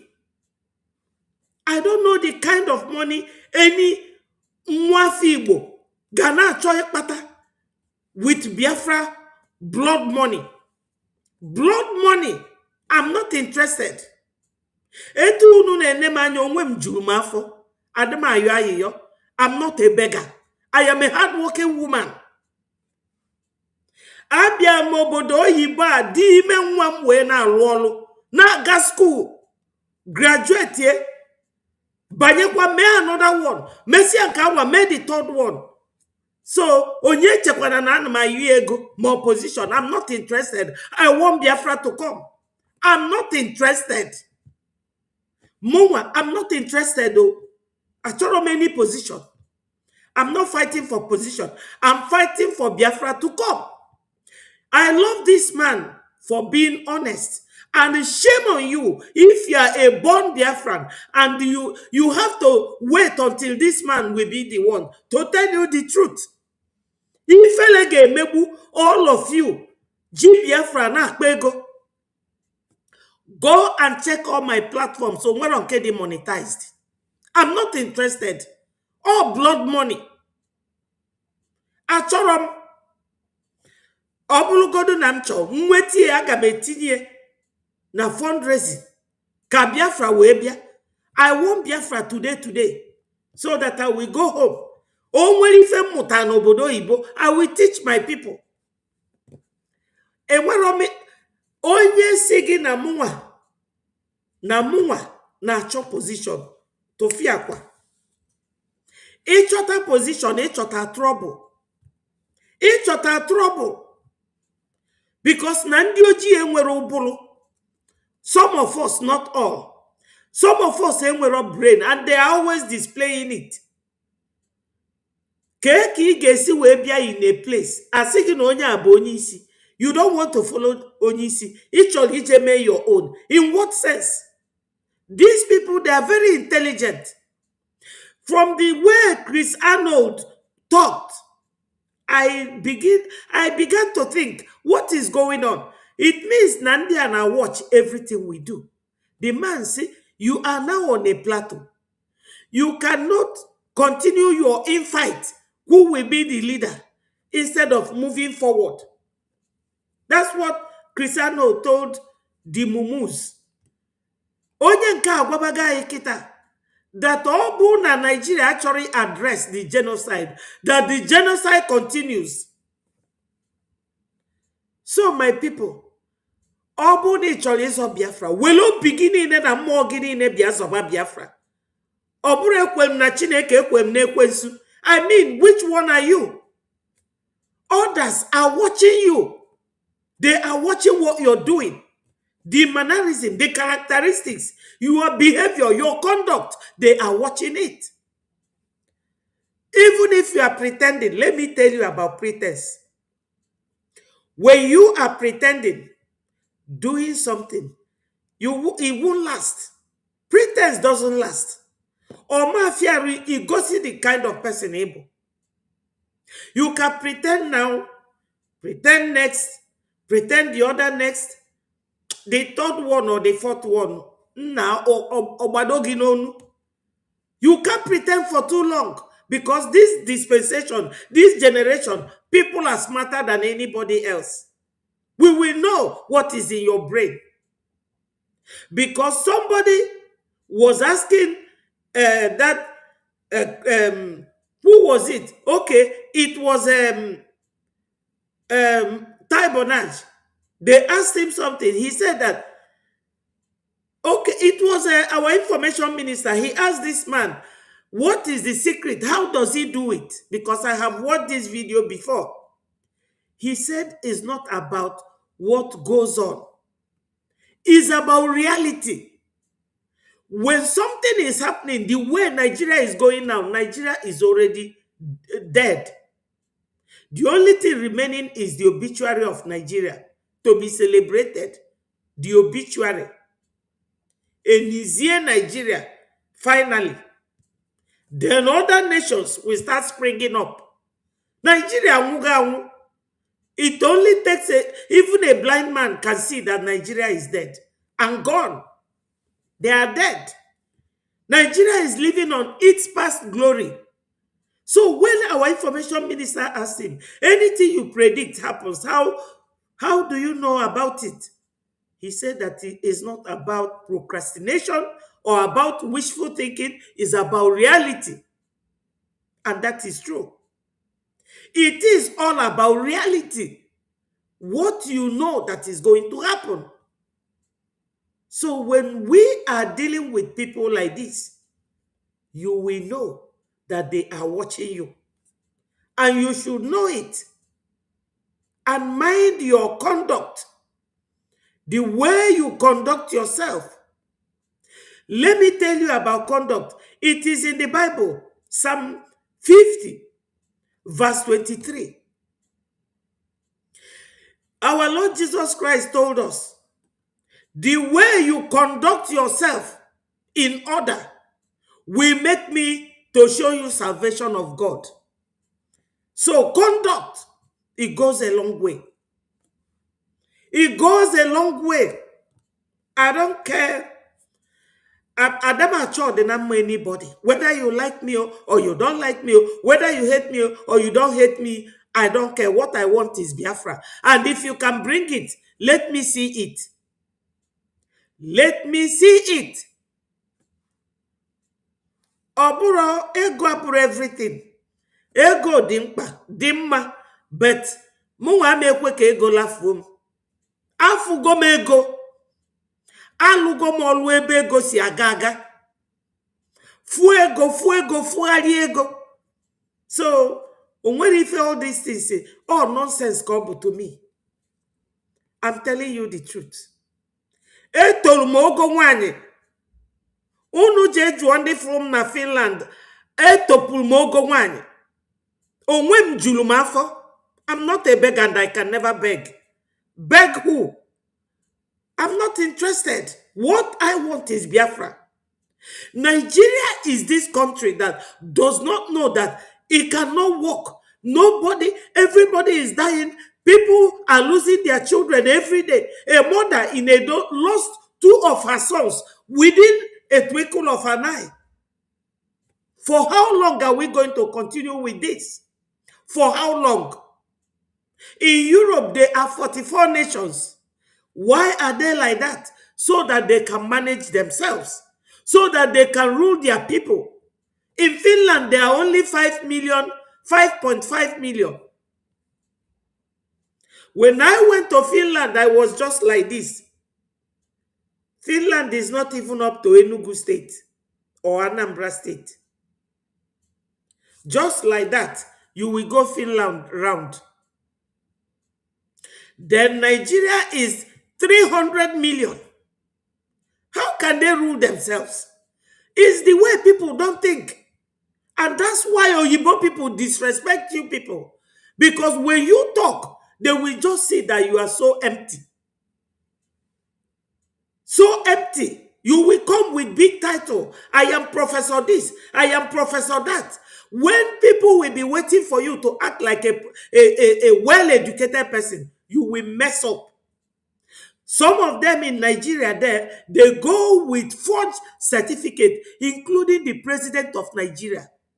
A forged certificate with a lady's name. In Nigeria, the other president, former dead Buhari, had no school set. He was asked to bring his credentials. He couldn't produce even one. Then this one now, birds of the same feather, he was the one who sponsored Buhari, Emiloko, Tinubu. Tinubu forged a certificate with a lady's name. Then you will tell me that that is a very senile act, something that a sensible person can do. So this man is telling the world the truth about Nigeria Biafra kids. Other states want to leave, but they don't know how to do it. Because we Biafrans, we are not afraid of anybody. So these ones messing up in our midst are the saboteurs, the ones that Nigeria government have corrupted in our midst to come and disintegrate Biafra, but it can never happen. All that fragmentation is not for us, it is for them. We say back to sender. Any fragmentation or any divided-minded character in our is Holy Ghost fire. We return it back to sender. Biafra must come. And if they, by any means, should allow Biafra to come, they will see, even now that we are in exile, the way we organize ourselves, they will know that when Biafra finally comes, that they will not they will not stand a chance to compete with Biafrans. They will not stand the chance at all to compete with Biafrans because God made us specially. We are hardworking. We are not lazy. We are neat and clean people. We are not dirty people. We are decent people. We love human beings. And we protect human lives. When Nigeria government sent their aircraft to go and bomb a market in Borno, that very day, they bombed and killed hundreds of people in the marketplace. Their vice president, Shetima, went to Anambra State to go and celebrate the inauguration of Charles Soludo. Tinubu and his entourage, the rest of them, went to UK to enjoy Windsor Castle. And I am happy that whenever they come, they will see how men like them arrange their country. And everything will be going smoothly, will be working smoothly. But in Nigeria, it's like where fowl is using leg to scatter something. Everywhere, jaga jaga. Nigeria, jaga jaga. That is where you want us to remain. We cannot be in Nigeria. Impossible. Breji remains the nightmare of Nigeria. Breji will continue and will forever be their nightmare. So let us continue to listen to Dr. Michael Rubin. World War II, the German Nazi Party was stigmatized, and the Germans were forced to come to account with what they did. The problem we have in Nigeria is that too many countries have given Nigeria an excuse not to recognize its own responsibility for the first genocide in Biafra. And because of that, the ideology has continued and it has amplified to the point where we now have the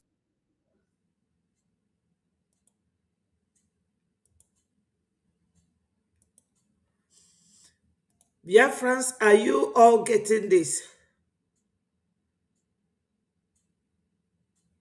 They will gift favor. Emenike, Daalunu, my people, for joining us. Remember to click the like button, share the message, let it go viral.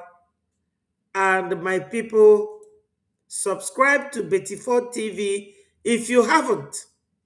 Ebe a bụ ebe anyị na-agwa unu nke bụ eziokwu, because there is nothing like talking with somebody's video and analyzing it. The way those who don't understand it will understand. This man is here, Dr. Michael Rubin. These are the caliber of people that we like to deal with. Dr. Michael Rubin. You know what it means? A PhD. This is the real PhD, not the ye ones. No, he is talking sense. He said that the way the German, did reparation to the genocide, those they carried out genocide against during the German, after the German war. They went and pacified those people, that Nigeria did not do that. And their colonial masters in Europe made everything to look as if it is okay. That's why it continued. That's why it continued. Because they told them to ignore Biafrans. To ignore Biafrans. The number of people they killed in Biafra land is more than 5 million. I know that they kill people in Iran, but it's not up to 1 million. It's not up to 1 million. And are people waiting until Biafrans, the whole Biafrans die before they will come to our rescue? This is it. And that is a clear question. That's it. Biafrans, we can never give up. We can never give up. Michael Rubin is here saying that during Biafra massacre and after, that there was no reparation. Nobody came to say, oh, sorry, we killed you people. We did it deliberately because it was an act. It was a deliberate act. They started killing us after the Ghana Aburi Accord. Instead of them to accept that Biafra should go, they don't want to buy our oil. Yet, when you are in their country, you pay to the last anything. So they want to continue to take our oil free of charge. Then he said that what happened in Germany could not happen in Nigeria because their colonial masters told them, oh, it doesn't matter. And that is why this massacre and genocide continues. That's what he is saying.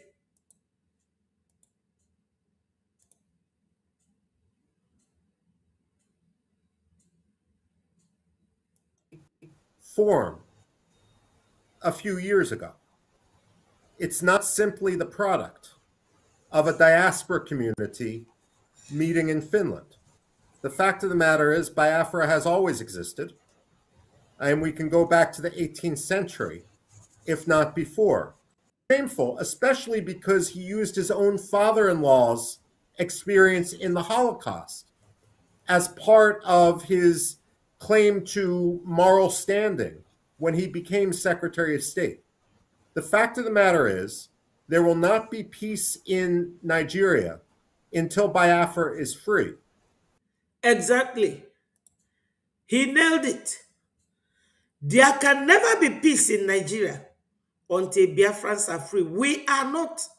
Let me tell you, do you people know why we wear Isiago? I will continue to educate my people on this. We wear Isiago because Ago is an animal that lives in the bush. It does not eat grass. Lion, it lives in the bush. It does not eat grass like other animals. It eats other animals. We are children of tiger and lion, lionesses. We don't take any no for an answer. We don't. We do not take no for an answer. We are very dignified people from dignified background. We don't wear any type of thing. We don't eat any type of thing. We kill before we eat. Anyị na-egbu egbu before anyị erie. We don't eat anything. Yes, Biafrans. You should not allow yourself to condescend so low. Nigeria will never have peace until Biafra comes. Breji remains their nightmare. We remain their nightmare.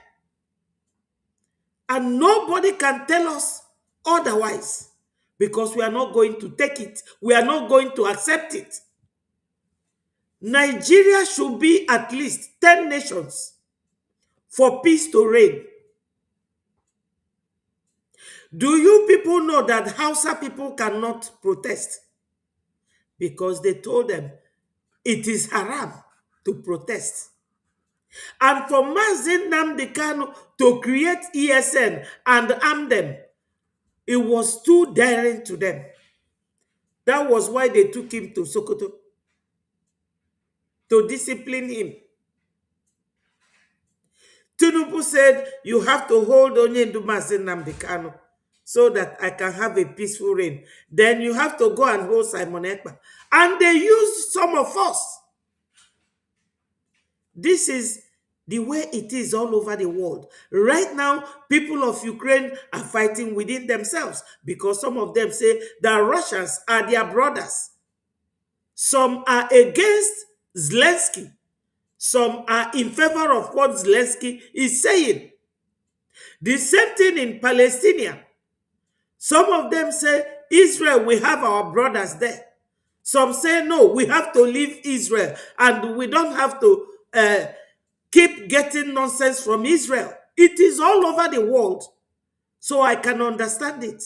But woe to you, a Biafran, to allow yourself to be used to fight your own brothers. Woe to you, because you will die worse than Judas Iscariot. Let us continue to listen to him. And it is unfair for everyone in Biafra to have to suffer through a second Nigerian genocide, a second Biafra genocide at the hands of the Nigerian government, simply because diplomats want to be polite and want to make their oil deals and their other trade deals. Are you hearing it? Some people are always very economical with the truth. They don't want to spill it because it goes against their personal interest. Oil deals. Are they drinking that oil? No. They are buying it or getting it at the cost of nothing for the benefit and interest of their citizens.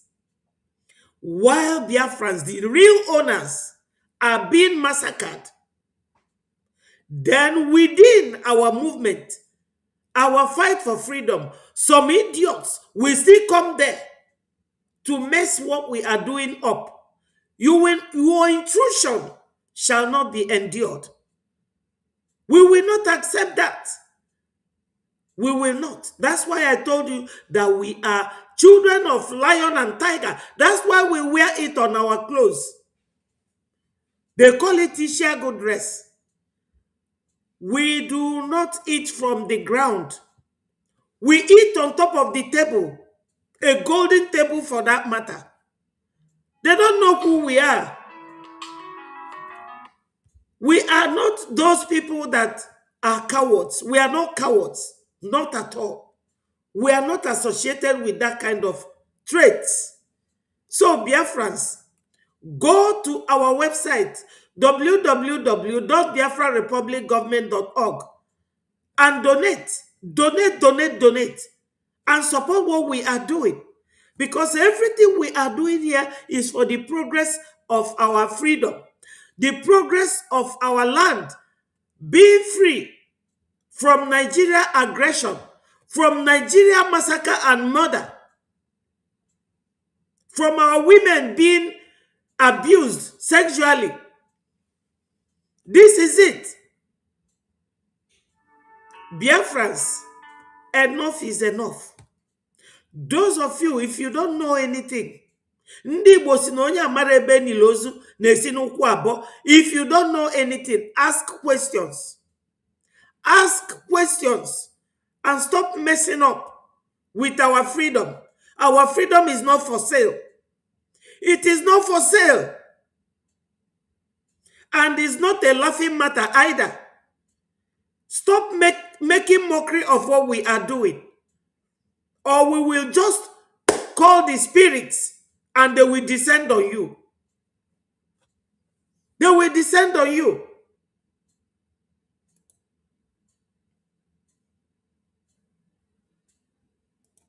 The Christians of Nigeria should not be sacrificed so that some Europeans can make a quick contract.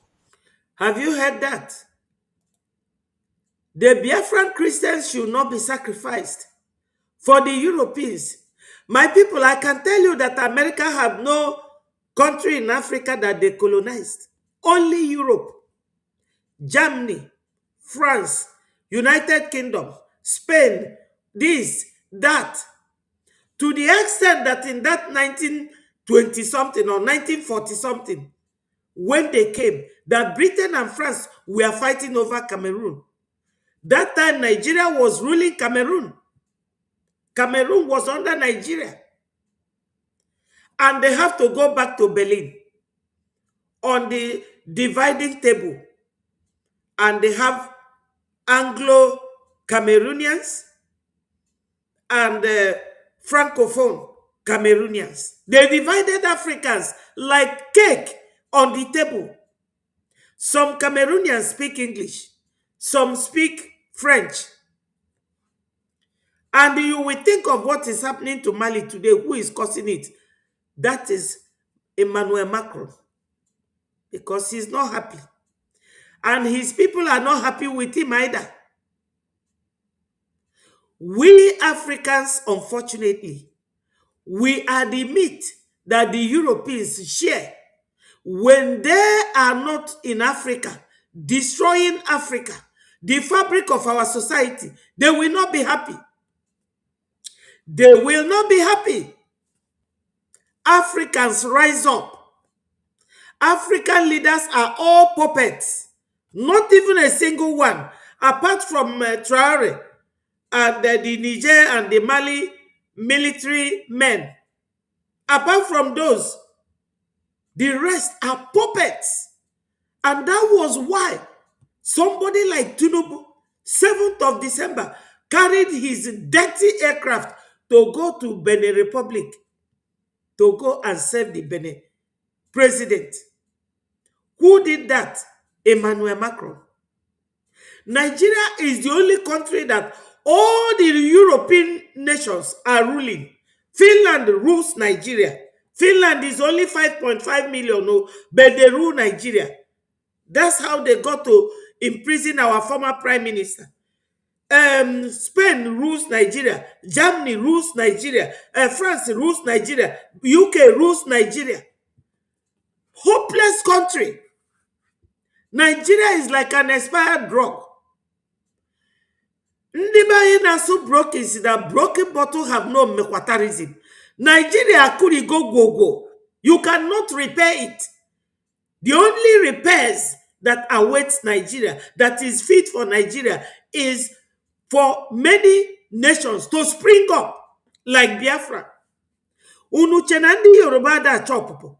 Yoruba chokwala opopo. Tinubu mekata fail this election. Una funketa obiati. Everybody has plan A and B and C. Ndi Biafra, kedu nke unu? Where is your own plan?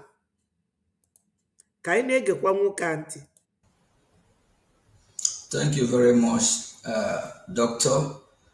I'm so encouraged with your words, your expertise, and your knowledge. I hope people are listening and learning from the expert and for who care for humanity. Thank you. Yes, my PM, we are listening and we are learning. Unfortunately, our people, it takes them time to learn. Because onye gwalụ na ndị Igbo ga-anọ na-adịdagharị ụkwụ afa na-adịdagharị kịta mụnwa ma ebelivie. We are listening. But listening is not the issue. What you listened and what you heard, what are you doing with it? That is the point. Our people are listening, my PM. But the question is, are they acting upon what they have heard? Join our freedom fight. Join our donation. Fund our freedom. The Biafra Republic government in exile brigade heavily invests in time and energy and in high-level engagement in Washington, D.C. While the New Biafra movement has existed since the late 90s, a professional engagement campaign led by Brigade in Washington, D.C. is a very recent phenomenon, being less than 2 years old. Due to this change in strategy, in some ways, we have more success in the past 2 years than the previous 20. We have two questions relating to this. Can you explain to the Biafran people why educating U.S. officials on the Biafra issue is critical?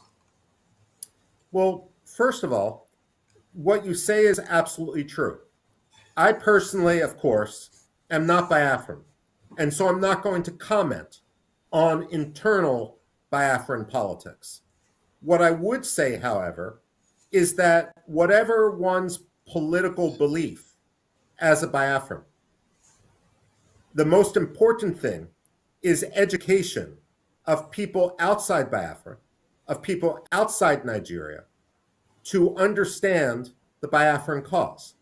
And there's absolutely no doubt that great progress has been made over the last 2 or 3 years on the issue. Now, there's been two issues or two dynamics that have allowed to this success.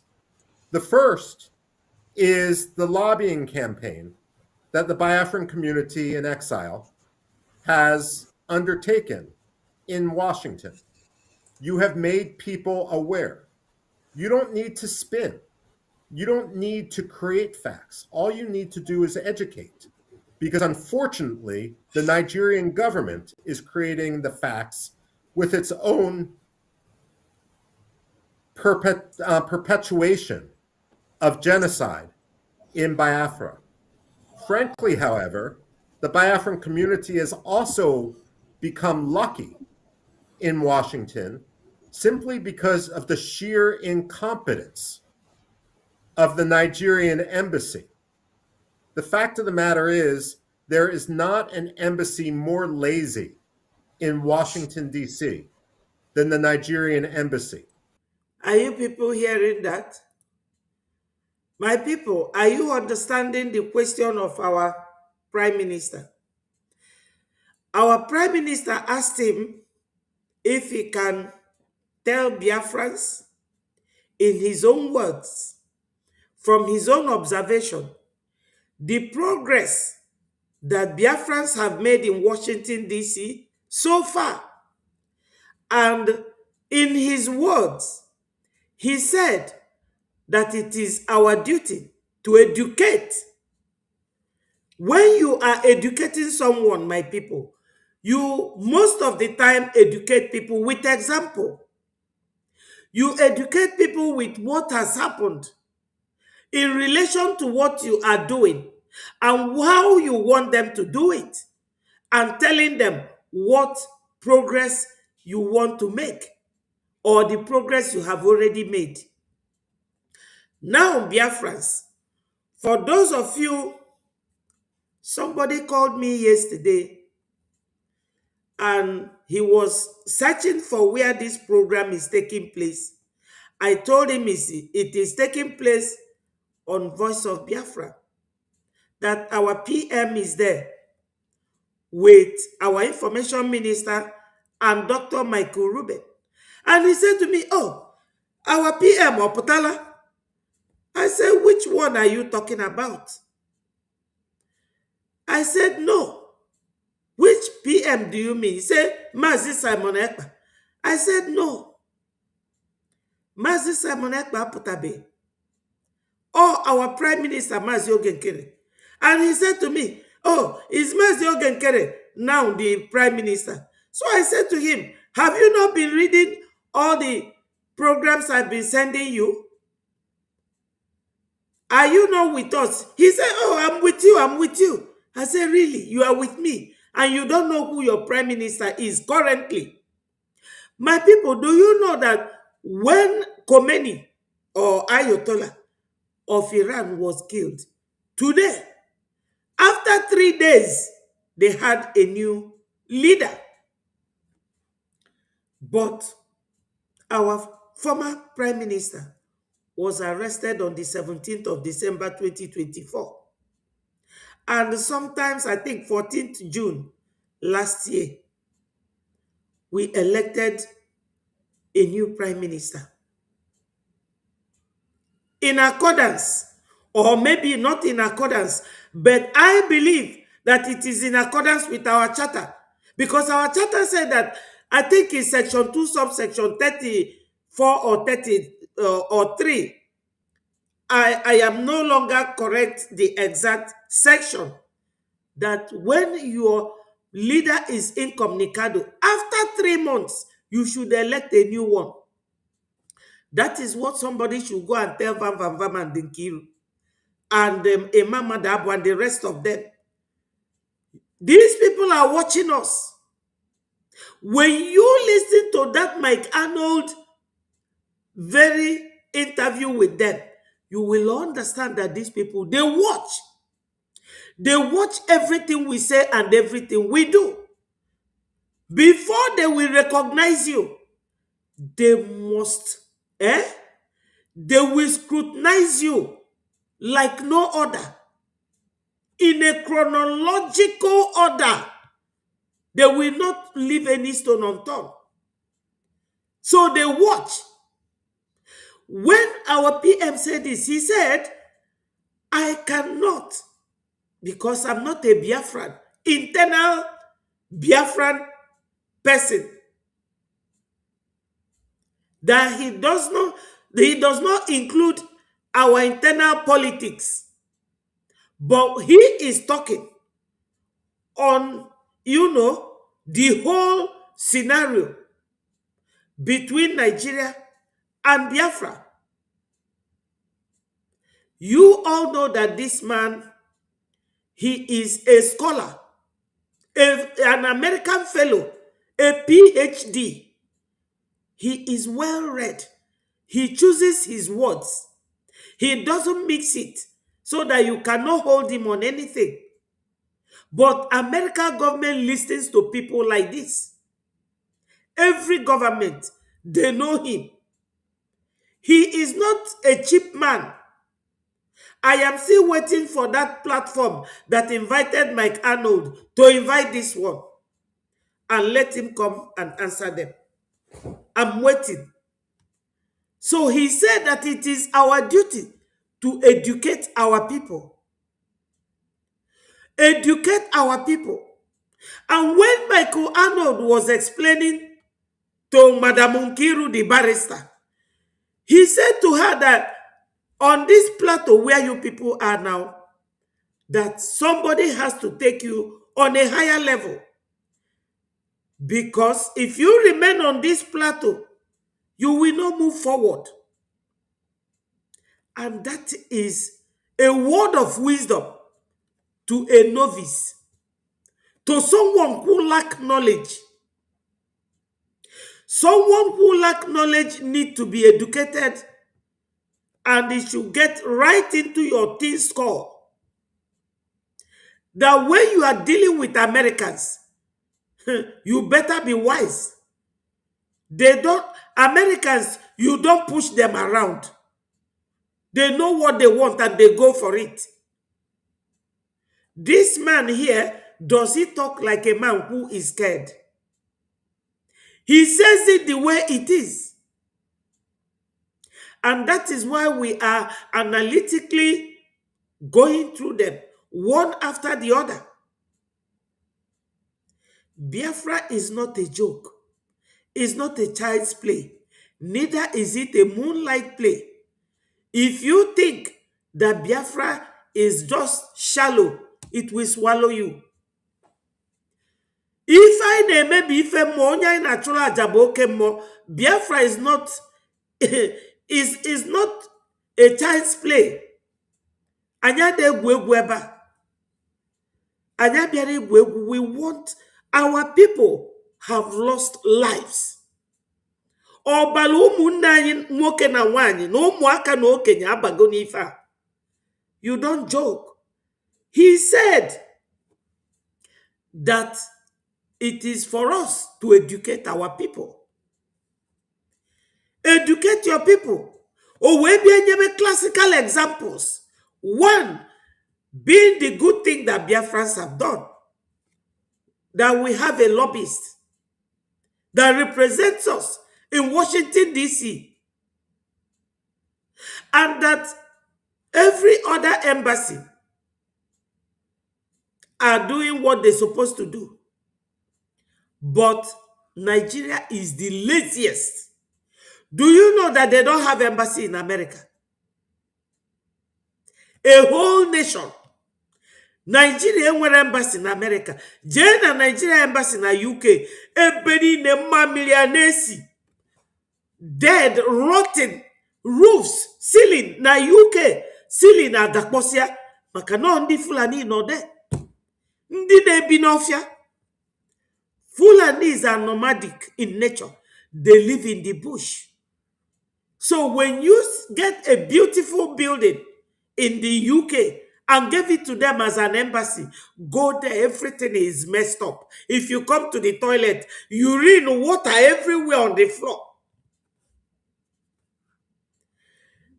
Now, there is no embassy of Nigeria in America. A whole nation. But they can give the 5 judges, 50 billion to make sure that they imprison Mazi Nnamdi Kanu life. They can corrupt the whole world. Finland to detain our former prime minister. But common embassy in America, they don't have it. He said that Nigeria is the laziest. No embassy. They don't have any. But we have our Elias, Madison lobbying firm, former Jim Moran, but he still works with him. I will not delve into that. But here now, he made mention that one of the most important things we did was to have a lobbyist. And you all could remember that Vam and Ngozi say, Elias, come here. Come here, you will not succeed. Faputana Akpomansi Nnamdi Kanu Simon Ekpa, you think that they are that they love him. And they will not tell him that they have destroyed everything that took place, that he set up all the structures when he was there. They will only go there to gossip. They will come out. Governors in Anambra and Enugu and Ebonyi, all this, they will tell them what to say. They will go to see Onyendu. When they come out, they will tell you, I'm in Sokoto prison. Onyendu said Onyendu is a lie. Onyendu, Mazi Simon Ekpa, they are not telling them anything. They are fabricating this because they are the ones working for Nigeria government. As I said, in Ukraine, people are sabotaging. In Finland, they did it. They fought after their liberation that they don't want to leave Russia. Even now in Ukraine, some Ukrainians say, I don't want to fight with you to fight Russia. They are our brothers. So saboteurs are everywhere. Our own, I'm not surprised. It's common, very, very common. But woe betide you that will allow yourself to be used, because you will die worse than Judas Iscariot. Because Judas Iscariot betrayed Jesus and he went and hanged himself. Your own death will be worse than Judas Iscariot. What you are doing in Breji. Ọ bụ na ife ịbịa bụ ịgba mgba ka ị ghara inweta Biafra, ị ga-anwụ karịa Judas Iscariot. It's a promise. Because we have really lost millions of Biafras in the hands of Nigeria. And you are there talking trash.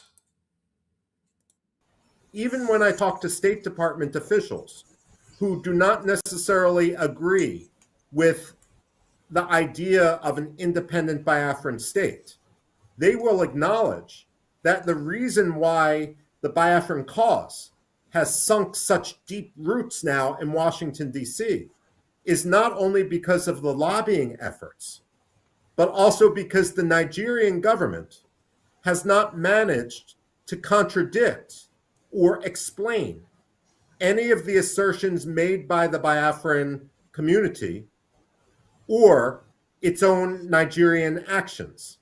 So the fact of the matter is, you have had great success. And the reason why this is important is because genocide happens in the dark.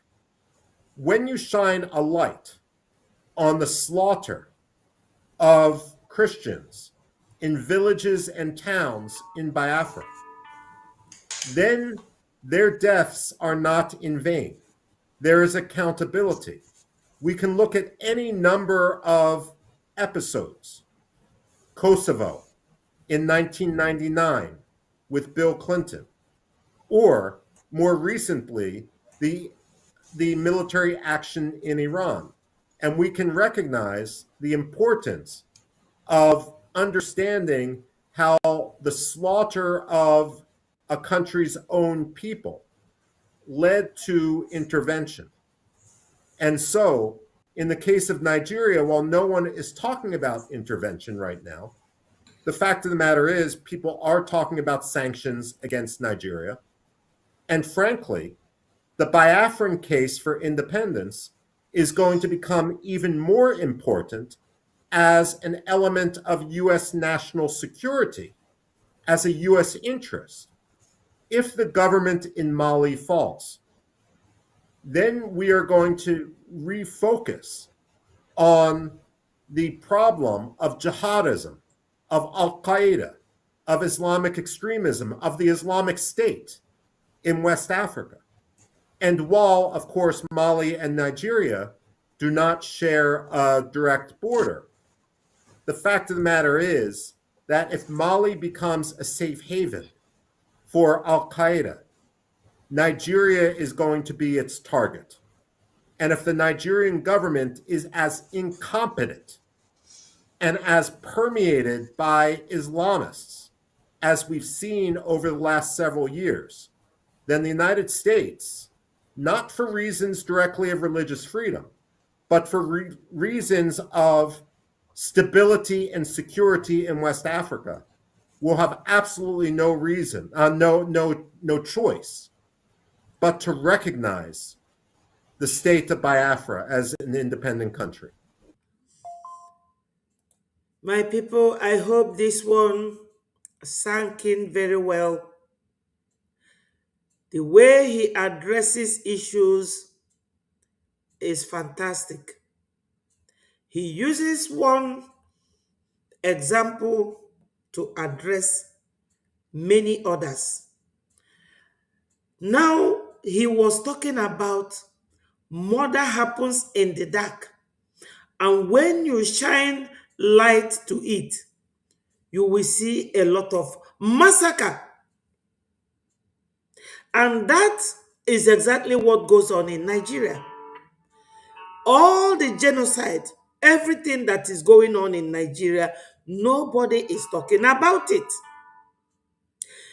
When they wanted to buy more ammunitions, Gumi, who is not in the government, was the one who directed them to go to Turkey. and they sent Christopher Musa to go to Turkey and negotiate with Turkey. Turkey is just like Afghanistan or Iran that have been sending container load of ammunition to Nigerian government. Fulanis, to be precise. They are the ones who eat and regurgitate Nigerians. Unfortunately, my people are still trapped in Nigeria. We are not yet recognized. And this is the battle. That is the battle line. Our recognition. And he is saying that that light will be shown on that murder that took place in the dark for everybody to now see. And he used Iran as an example because American government will not keep quiet. And he cited example what happened in 1990 something during the time of Bill Clinton and how Honorable Donald Trump is now getting the interest of the people of Iran. And he made mention as well of what is going on now in Mali. If the terrorist group, the Al-Qaeda, the jihadists, succeeds in Mali, that means they will be used as a safe haven, even though they are not close to Nigeria. But they will always be used as a safe haven where this movement of Al-Qaeda terrorists will be kept to reinforce their brothers and sisters in Nigeria. Do you people know that there's a place they call Bermuda Triangle in the north? That means a no-go area. There is serious war there between Nigerian army and the terrorists. So you will ask yourself, who is sponsoring those people? There is a guy called English Alaji. If you go to his platform, you will hear it. War for 4 days in a country that has a government. That is what is happening. The ISIS is there. ISWAP is there. Al-Qaeda. Almost 27 groups. They brought them. And who is their target? We Biafrans. Make no mistakes. We have always been and remains their target. Biafrans. Even if I don't finish this today, I will continue it tomorrow. I will continue it tomorrow. Just remember that Breji continues to be Nigerian nightmare. That's why they will now and tell you, they try to use Onyendu say this, Onyendu say that. Where we are there 2-3 years ago, they were nowhere to be found. But since Nigerian government knows that Breji, that we are not joking, that we are not leaving any stone unturned, they now invited their contractors and contractresses. Where are you people? Are you people going to be there watching them to get Biafra? Where are you people? Breji. Yes, they have abducted Onyendu from Kenya. They detained our PM, former PM in Finland. You see this very word? Oh, unfortunately. After our Mazio Genkere boarding Seluaka, they cannot. And Biafra is going to come. Biafra is going to come. That was what Mike Arnold was telling the other two. The two birds of the same feathers that were flocking together. That's what he told them. Because America is not joking. If you go to America saying that you are going there to get our PM, Mazio Gekere, you will not go back. You will not go back. Let them go now. Shebi Nigeria, they have leg. Pata, they know how to go. Let them go to America and get him. They will not. So Biafrans, you see, when they don't know the stage we are, this is the way they will be falling, rolling like a stone. They will gather no moss. They will gather no moss. That is the culture of a rolling stone.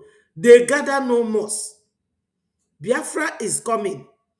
Go and support what we are doing. Donate. When you get to this platform, my people, look at it. When you get here, yeah, you get to this platform. Here, you see this icon, this yellow icon that says donate. Just click on it. You will see IOU, you will see BLT, you will see weekly and monthly donation. Do the one you can. Abuna soso onye na-achọ news. What is the latest news? Mana ị chọrọ ife na-eme ka news bịa. Go and donate. Even if it is 10 ejema, go there and donate it. It will support what we are doing. Onye ọbụla chọrọ, oh, kedu the news? What is going on? Do you think it is easy to be bringing all these men that come to talk on our platforms? Okay, now, when you look at this and see all these men that our prime minister, do you think he took this picture with them in one day? On different occasions. And no fuel coach Abamoto, Ejeba one eje, or local flight coach eje to Washington DC. Olu onodo there with them. This is not what he did in 1 week or 1 month. Over 2 years. And these are men and women that mattered. Look at it. Men and women that matters in American government. Or the reason. So support. Go and support. Go and support. Look at this. These are our people. And you will see that there is movement. We are not stagnant. We are moving fast and sharp.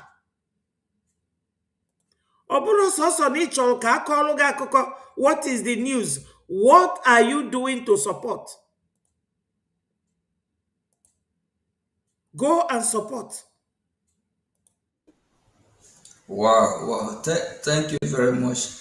And the Nigerian terrorist government, they always make our job easier for us. The Biafra Republic. My people know what our PM by saying that they always make our job easy for us. You know that Nigeria government, they will never stop.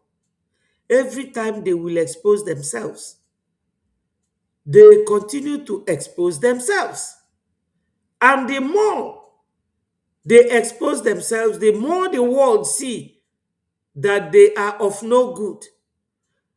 Breakable bottle have no mekwatarism. That's what our PM meant there. Nigeria always makes it easy for us. Ya kpotoba. The more na kpoto, the more we gain our grounds. Government in exile has a transactional approach in engaging the US government, making a beneficial offers in the areas of defense, security, and natural resources in exchange for US political support, similar to what Somaliland is doing. What are your thoughts on this approach? Well, look, when it comes to the aspirations of Biafra,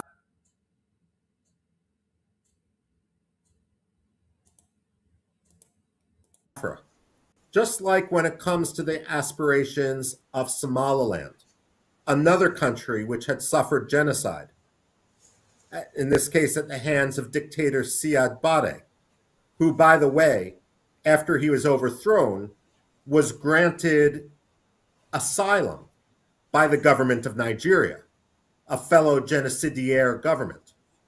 The fact of the matter is, Biafra and its lobby should make any number of arguments because different policymakers in Washington will be motivated by different ideas. There's not a magic formula.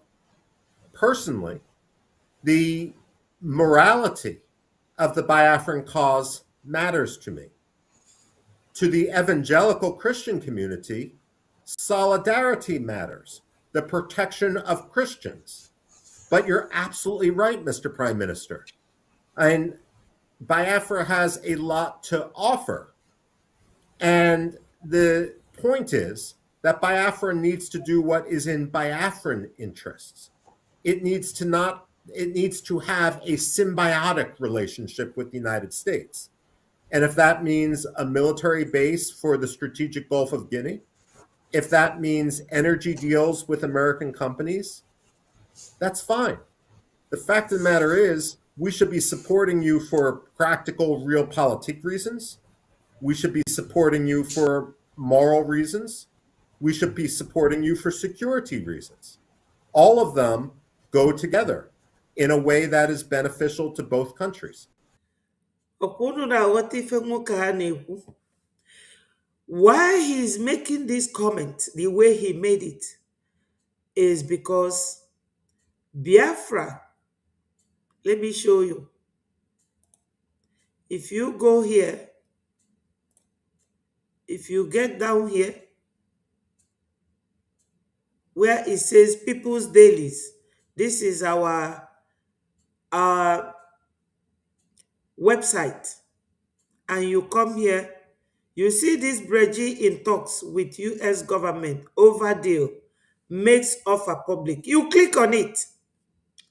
If you click on it, you will see a 2-page offer made to America, which includes allowing American government to build their military base in the Gulf of Guinea, which according to him, will be beneficial to Biafrans and Americans. And he said that Americans should not only be supporting Biafrans based on that grounds, but on humanitarian grounds for the interest of security of Biafrans and our protection, that both countries will enjoy that mutual and cordial relationship. That's what he is saying. In summary, because I cannot go detail to detail everything he said, but in summary, that's what he is getting at. And I know that every Biafran should now understand, because our Prime Minister Mazio Gekere has a very strategic and clear questions that are very, very, very interesting and that would work for the interest and benefit of Biafrans. Thank you very much, Doctor. As a follow-up to the previous question, Brigade have offered the U.S. military base in Biafran territory, which would provide the U.S. valuable access to the Gulf of Guinea, which we know is very, very important. We believe this is valuable, given increased terrorism in West Africa and the loss of U.S. presence in the Sahel. This idea of having U.S. military base in Biafra has been spoken about by foreign policy experts in Washington, D.C. What do you think of this idea? I think it's a very good idea. Realistically, the United States isn't going to establish a military base before much more formal recognition of Biafran autonomy, if not independence. That said, I would add to your litany of reasons why this is important that the Gulf of Guinea is now the international hub of piracy. And therefore, it becomes extremely important to the security, to the freedom of navigation to the energy flow. Now, technically speaking, when it comes to maritime law, piracy is an act that occurs 12 miles outside of a country's borders, once it's outside on the high seas outside of its territorial waters. What Nigeria has done is categorize many of the acts of piracy as occurring inside its territorial waters in order to depress the statistics.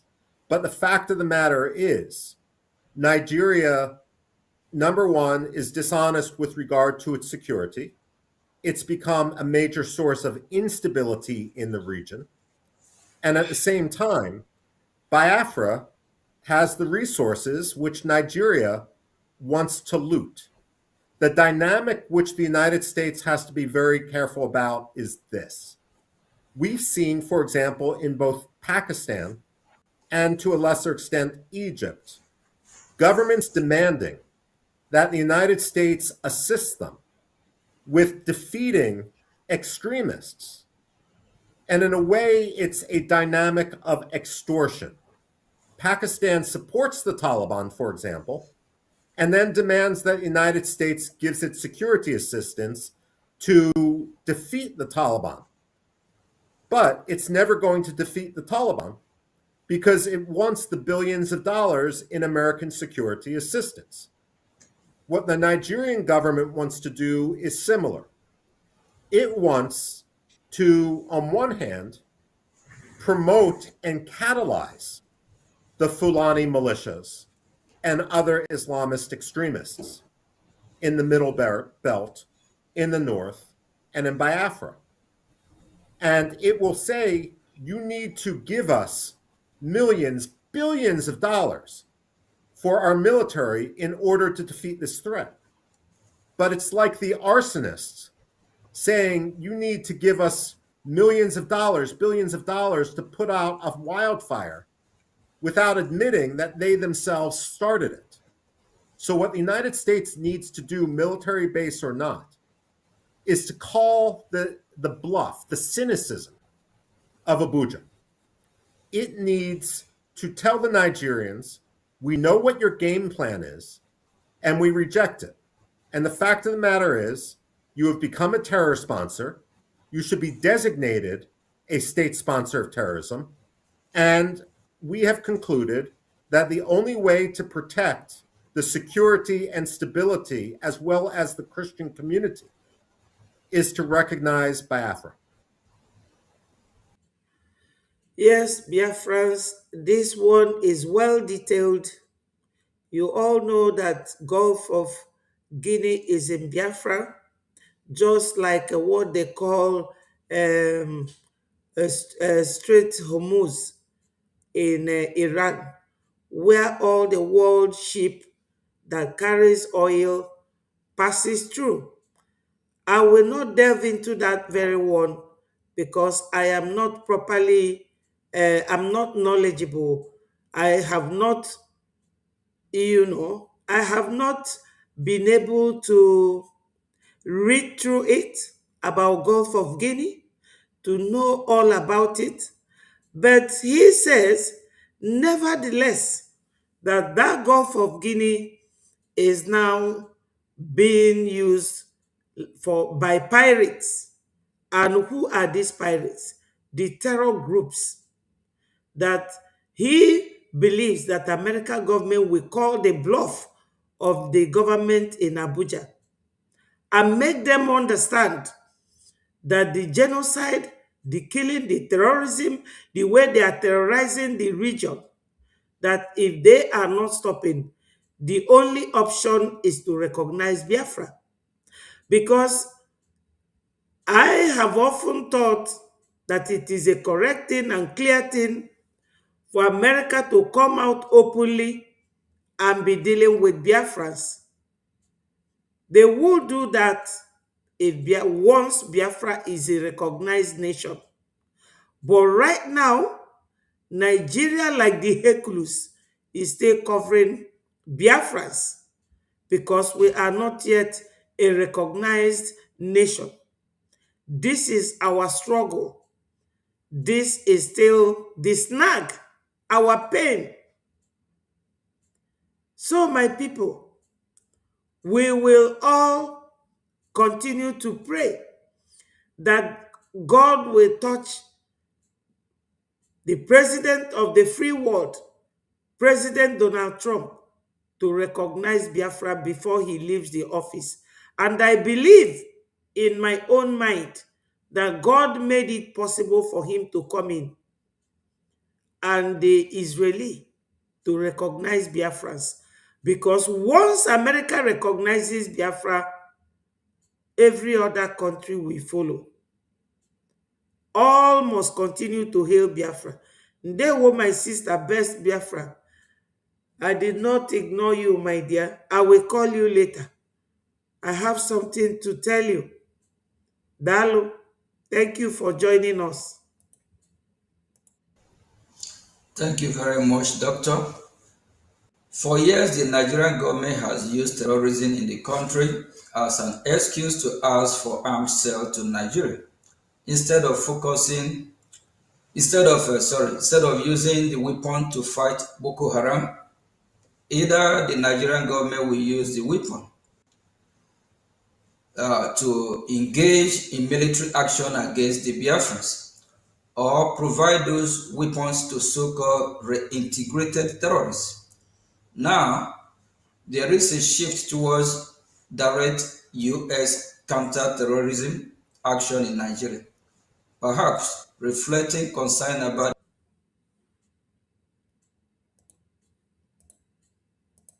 the Nigerian military intention. What are your thoughts regarding arms sales to Nigeria? Should they be blocked or at least conditions attack that U.S. arm cannot be used against the Biafrans and Christian population? Well, look, at a minimum, they need to be conditioned.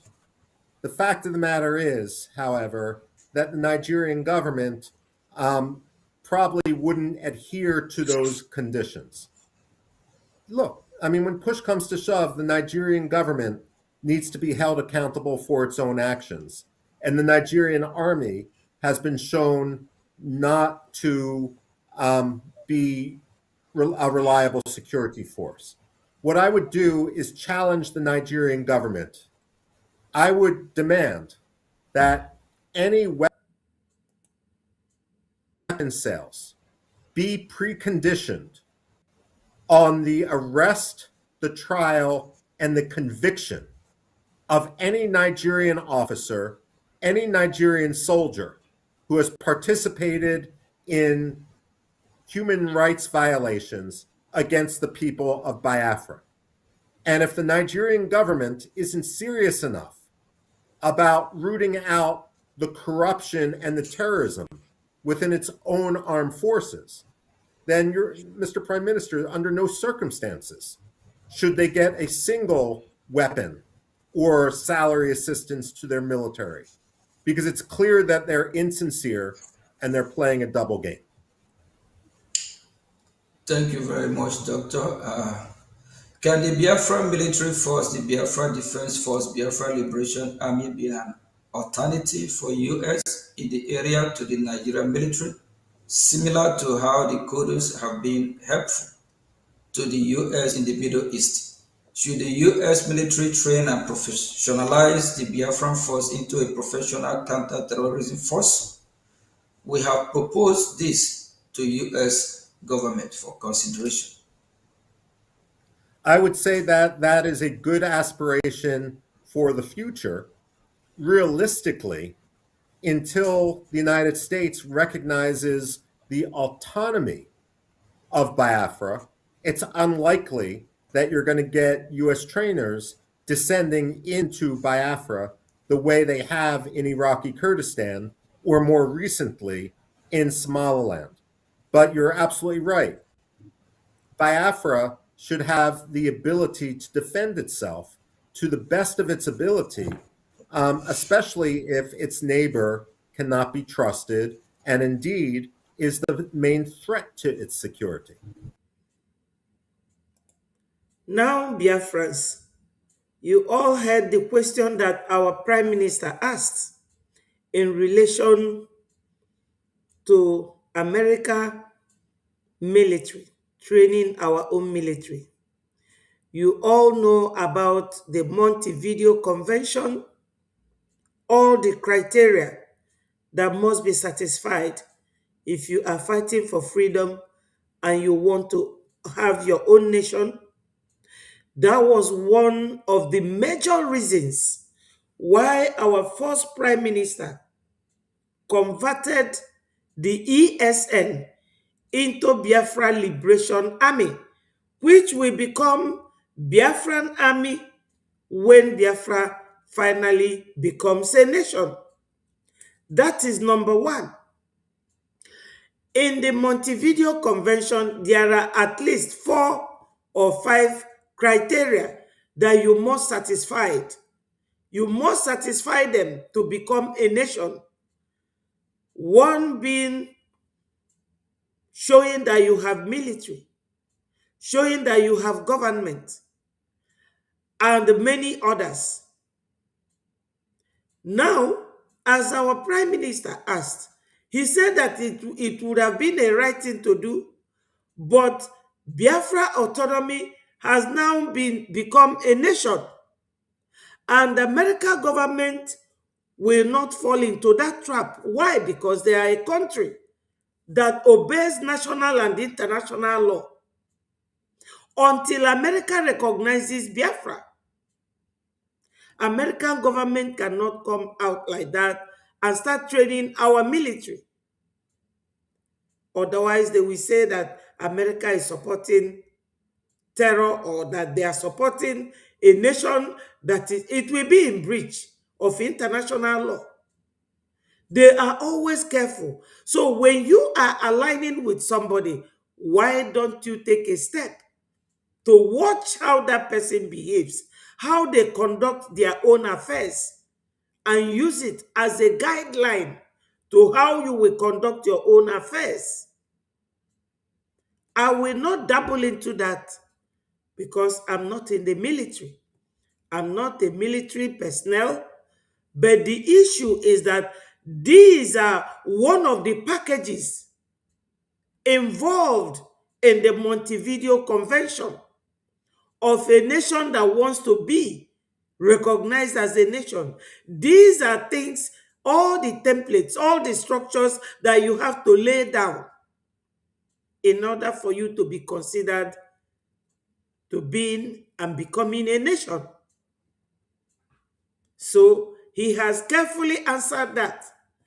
And the same thing was answered by Ambassador T. Bonash, if anyone could recollect. This same question was asked to him, and he said that he cannot speak for American government. So we Biafrans, we should get ourselves educated and know that at this point, he said that however we know how to maintain the one we have now, we should do that. And what is that saying? Is for you to donate and finance your government in exile to maintain this military, the one we have, until such a time when it will be officially known that Biafrans have been recognized by America. And my people, you have a lot of packages to receive from America, because they did it for people of Afghanistan. They did it for so many countries. Our own will not be different. But from this man's response, you will understand that America is watching you to know how far you will go. Because recognizing us today, tomorrow, it will be on paper, is not difficult for them. But the procedure has to be followed. My people, all the time.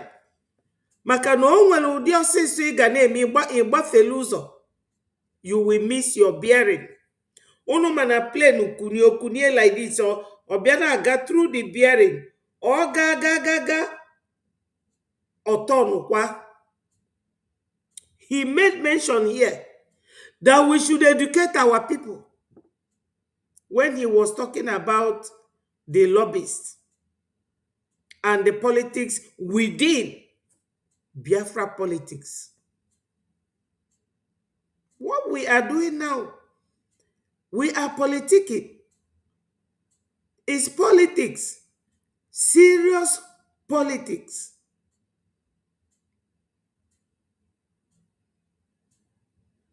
Yes. Nsi, Ndewo, where is her tutors? I'm still waiting for her. Where is tutors? Nsi, go and bring her. My sister Roslyn, Ndewo, Ikukuchuku, you are welcome. I appreciate all of you. Gift.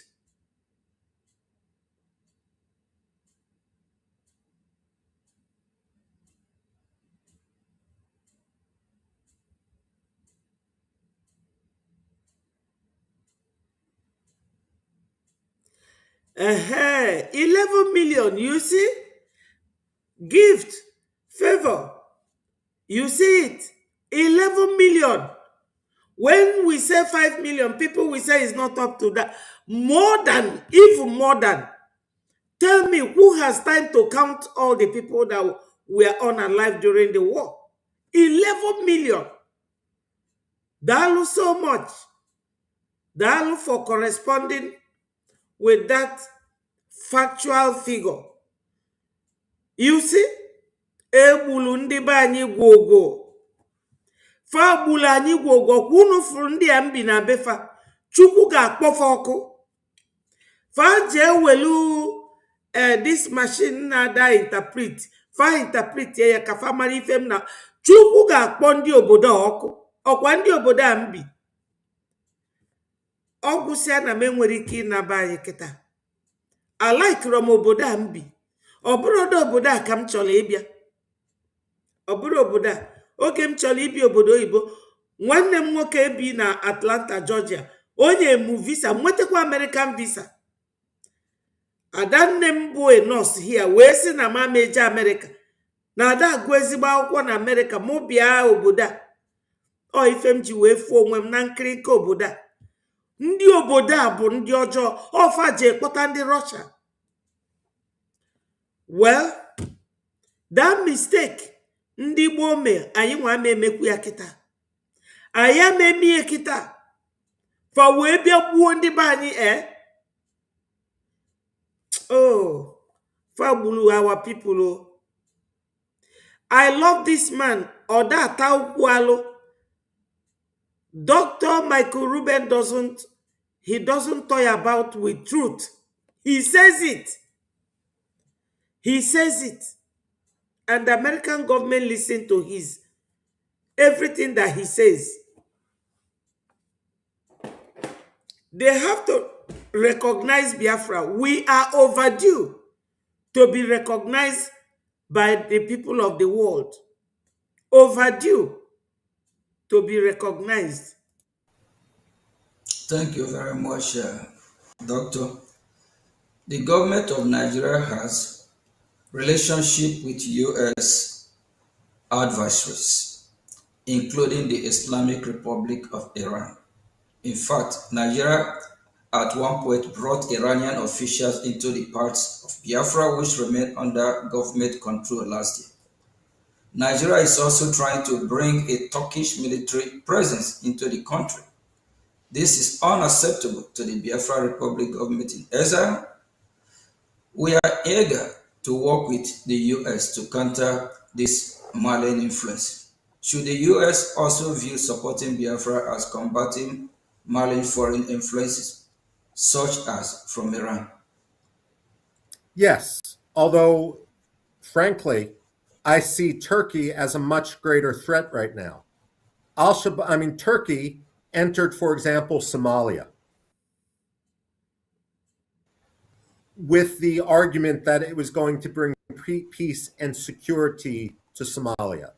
But what Turkey did was empower al-Shabaab to the point where You cannot even go from the Turkish-controlled green zone at Mogadishu's international airport to the Villa Somalia, just a couple kilometers away, because al-Shabaab controls the territory in between. If Turkish forces, if Turkish advisors enter Nigeria, they are not going to bring peace and security. They are going to empower Boko Haram.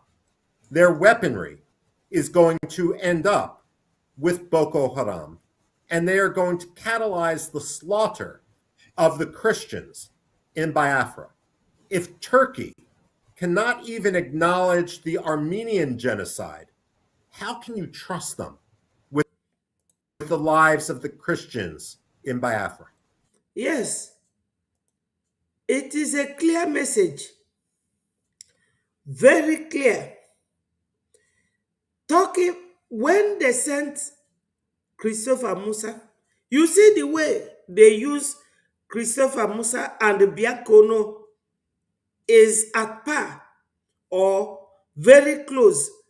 They want to use Christopher Musa as a Christian to destroy Christians. The way they are using Bianca to destroy Biafrans. Now, Christopher Musa recently went to Turkey in accordance with Gumi's order that instead of America, that they should go to Turkey. Why? Because Turkey knows the template of how to displace Christians, how to turn a Christian country into an Islamic nation. As I said earlier, and I will forever say it, we Christians, we do not fight religious fight. We do not fight any religion, not Muslims, not Judaism, not the Sikh or the Hindu. We mind our business.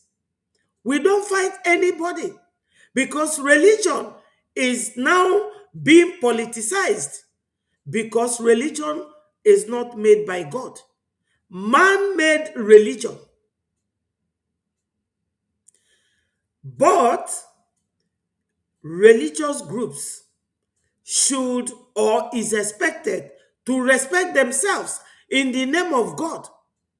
We have different religious groups worshiping one God, but you have to respect the other.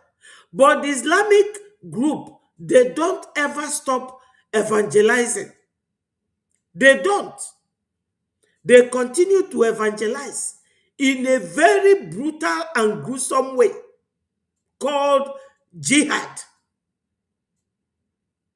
And it is only in Africa that you can see this because those who originated Islamic religion, their countries are now okay and fine.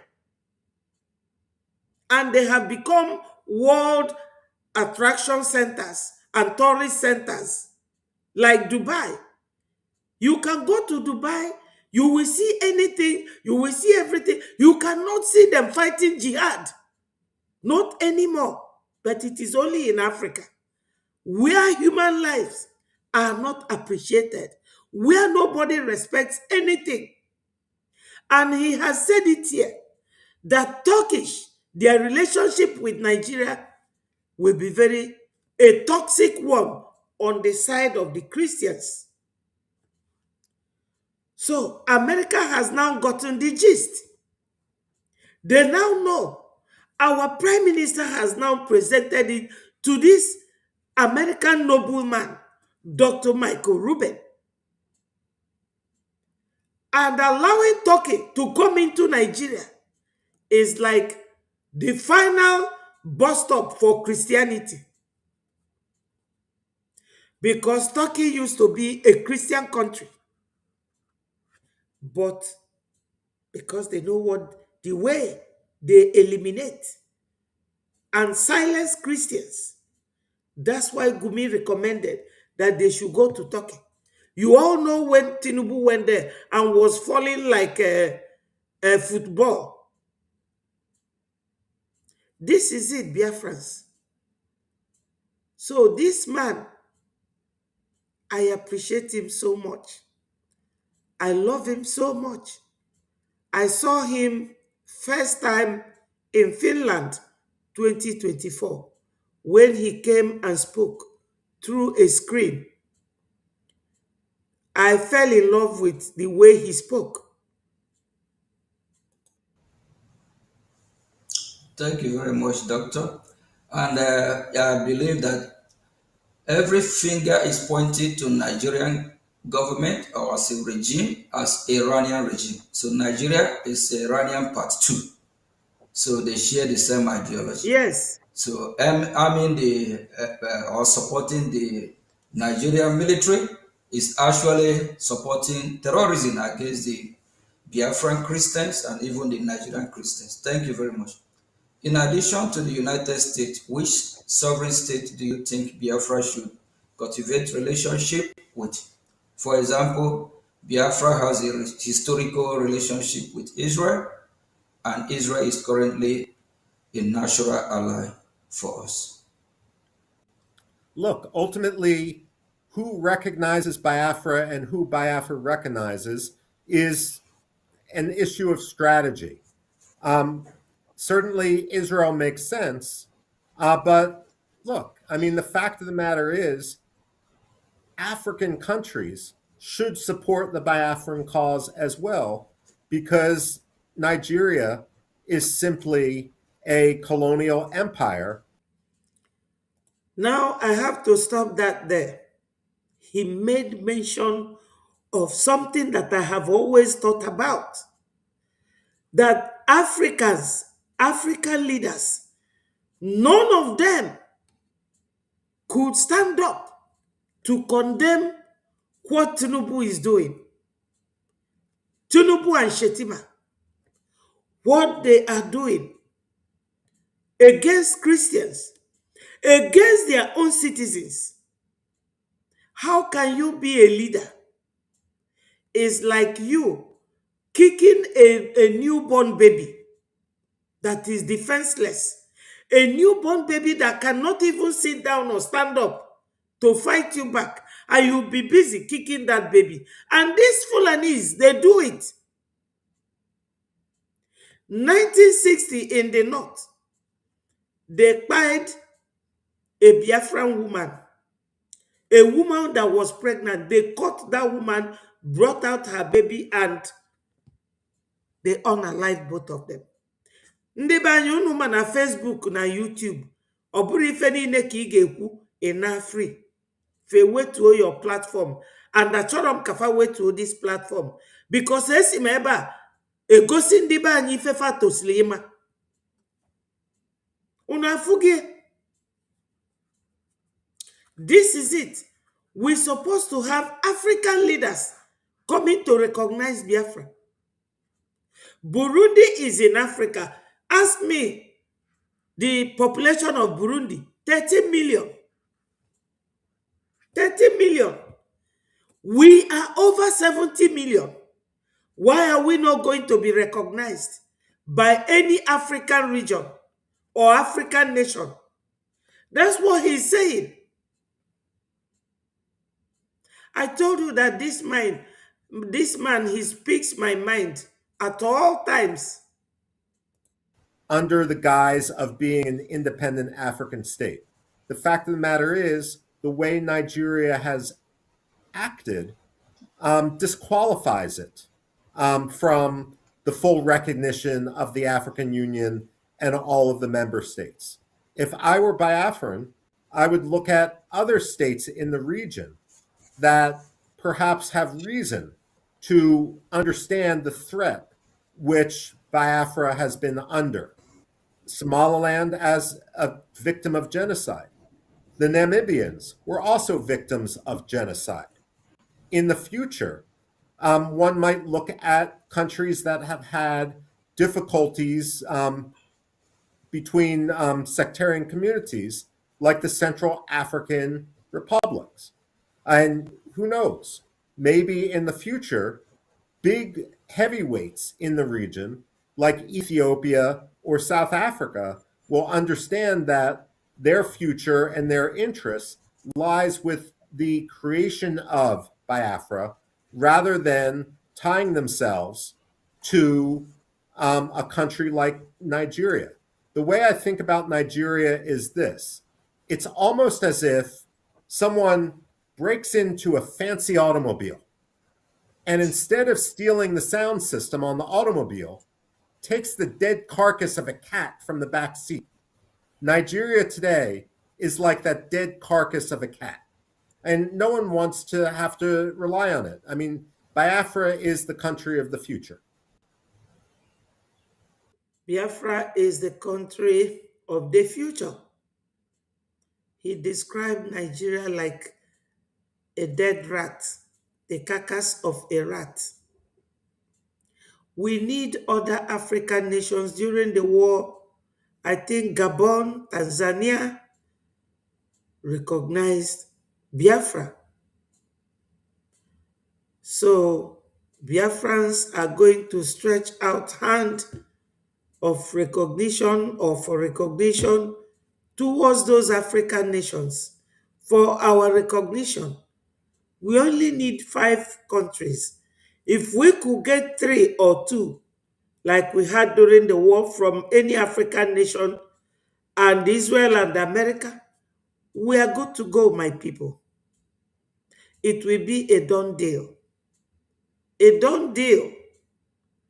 Biafrans, join what we are doing.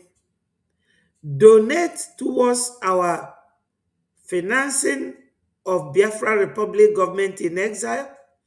That any government is doing fantastically well is not because of their name.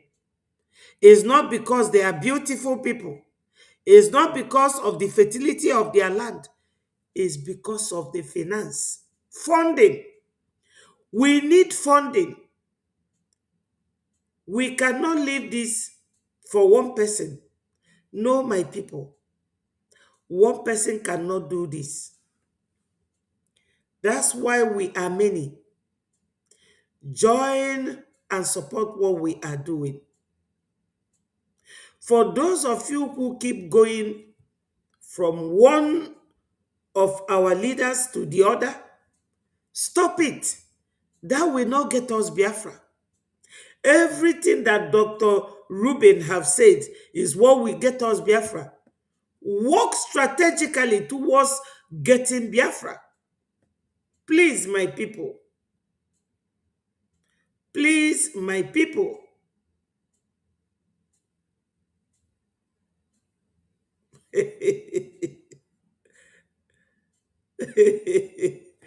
Hey, I'm just reading one of the comments. Like yesterday, I missed Tutos, Yesterday, me and Tutos, we went gaga and cuckoo, laughing at people who don't even understand why they are fighting for Biafra. Let me tell you another important thing. If Onyendu is sitting there, going to 6 years now, by next month, June, and our PM is sitting there, please pray for them and stop crying for them because they know what they are doing. That is their own sacrifice. Oburomunwa, more any one of us here, Tinyelufade. Anybody for na this breji, esoro wetinye fade. We love them, we respect them. Stop going and coming out and telling us Onyendu say this, because we are not going to listen to you. We are not going to listen to you. We want them to come out. And if you join what we are doing sincerely, once Biafra comes, Onwaroka Biafra Galibia, without them coming out. Because if they say they don't want Biafra anymore, they don't want Biafra anymore, they will just raise their hands up and tell their abductors, I don't do Biafra anymore. But since they haven't done it, allow them to be. Pray for them. Pray for them. Stop using their name to distract our people. Enough is enough. Every time you will be, oh, Onyendu said, Simon said, it's not true. Because if they don't want us to keep doing what we are doing, they would have come out. They will surrender. And we are not ready to surrender. Even if they surrender, we will be asking ourselves questions. Are we going to surrender or not? So stop distracting us. Stop distracting us. Thank you very much, Doctor. Are there other independence movement or non-state actors you think Biafra should have relationship with? We have contact with the Ambazonia. Somaliland is being pointed out as a successful example. Well, I mean, certainly Somaliland is successful. And the reason Somaliland is successful is, like Biafra, it has a clear history and clear borders. And it also has a national unity that is born from the trauma of the initial genocide. And Ambazonia makes sense as well, simply because, look, Ambazonia should be independent.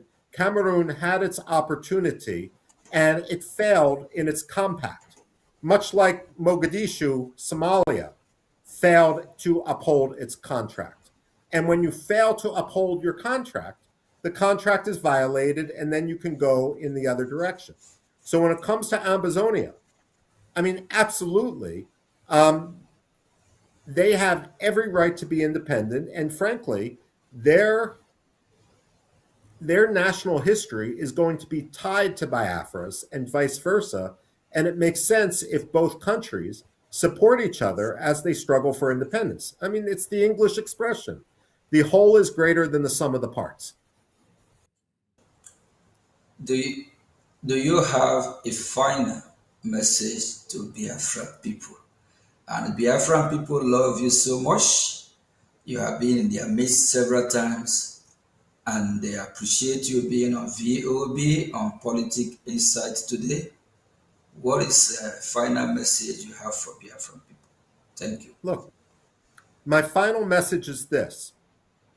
Every dictator wakes up, every Democrat wakes up knowing when his term in office is going to end. Every dictator wakes up knowing that today will be his last. Over the years, I've had the ability to interview people. Lech Walesa in Poland, for example. People in Iraq after the fall of Saddam Hussein. And others. And what they say is, we fought and we fought and we fought. And sometimes it seemed hopeless. But then when the change happened, it happened much faster than anyone expected it would. And I suspect the same thing is going to happen with regard to Nigeria and the collapse of Nigeria. It may seem far off, and diplomats, American diplomats, European diplomats, may seem to almost with tunnel vision just support the status quo. But as Nigeria collapses, it will be amazing how quickly things change. And so it behooves the Biafran community not only to advocate for their cause, but to plan for the day after. So when the Republic of Biafra is internationally recognized, it can start its operation right away. Its ministries, its economic philosophy, its legal code will all be prepared so that Biafra and the Republic of Biafra will be successful. And in that, I have no doubt that you will. The human capital, the intelligence, the lived experience of the Biafrans put them in a category much closer to Somaliland than to a country like South Sudan, which failed almost as soon as it began. And so I commend everything the Biafran community is doing in order to preserve its national rights and in order to protect the livelihood of the Christians who are now undergoing an ongoing tragedy. Thank you very much, Michael, Senior Fellow at the American Enterprise Institute. We really appreciate you, and we are honored to have you in VOB. I know this what we went through before the interview. We have some difficulty at the time, and we appreciate your patience. We love you very much. Keep doing the good work to save the minority, also Christians that have been persecuted, even non-Christian. God will reward you. Humanity love you. On behalf of the Biafran people, I'm saying a very big thank you. And the Thank global you. community that know what you are doing, they love you very much because we know you are doing this from the bottom of your heart. And we have heard all you said, and we believe that those viewers that are listening and the U.S. government, they know the right thing to do because Iran of Africa is Nigeria. And if Nigeria is not disintegrated after taking down the terrorists over the Sahel without, on the Middle East, I mean, without dealing with Nigeria terrorists, because Nigeria have been a safe haven for the terrorists. Even they have Hezbollah in Nigeria, over 22 terrorist groups. So after Iran, we believe Nigeria should be next, and Biafran people should be free, and every minority in that region deserves to also get their freedom. Thank you very much. We appreciate you. And I also want to let Biafrans know that Marco here, Michael Rubin here, acknowledge the success of Biafra Republic government in Washington, of which we have been spreading the gospel, educating U.S. officials, because some Biafrans are not aware of this. And thank God that you yourself, you acknowledge it, that the work of our lobby, taking us to Washington, D.C. is paying off. Thank you very much, Marco. Honorable Minister of Information, please, before we let Marco go, Michael Rubin go, we have, we run out of time already. So just go ahead. Thank you. Thank you, Dr. Michael Rubin, and we appreciate you so much. The Biafran people love you from the bottom of our heart. But there is something that is bothering us, the Biafran people. How is it possible that you predict the future? Well, we From don't predict the politics. future. You need to work for the future. And that's what gives me such hope when I see the Biafrans work to that common goal. Wow, thank you very much. In 2025, you said after Mali, Nigeria fall is the next. And today, what you said has come to pass. That is why I asked the first question. How do you do it? The same way you had written and predicted about Iraq, Iran, and many other countries and many other nations, most especially every conquest agenda team that has to come to Islamize the entire nation. You're always on it. Michael, what is the secret of how you go about getting these facts aligned that they come to pass the right way? There is no secret. Look, I'm not a diplomat. I put diplomacy aside. Foreign policy needs to be based on reality and not wishful thinking. And when it comes to, and certainly not greed and commercial contracts.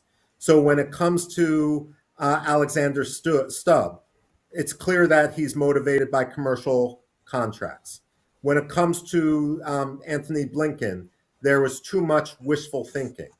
All one needs to do is look at what's happening on the ground in a country like Mali or in a country like Nigeria.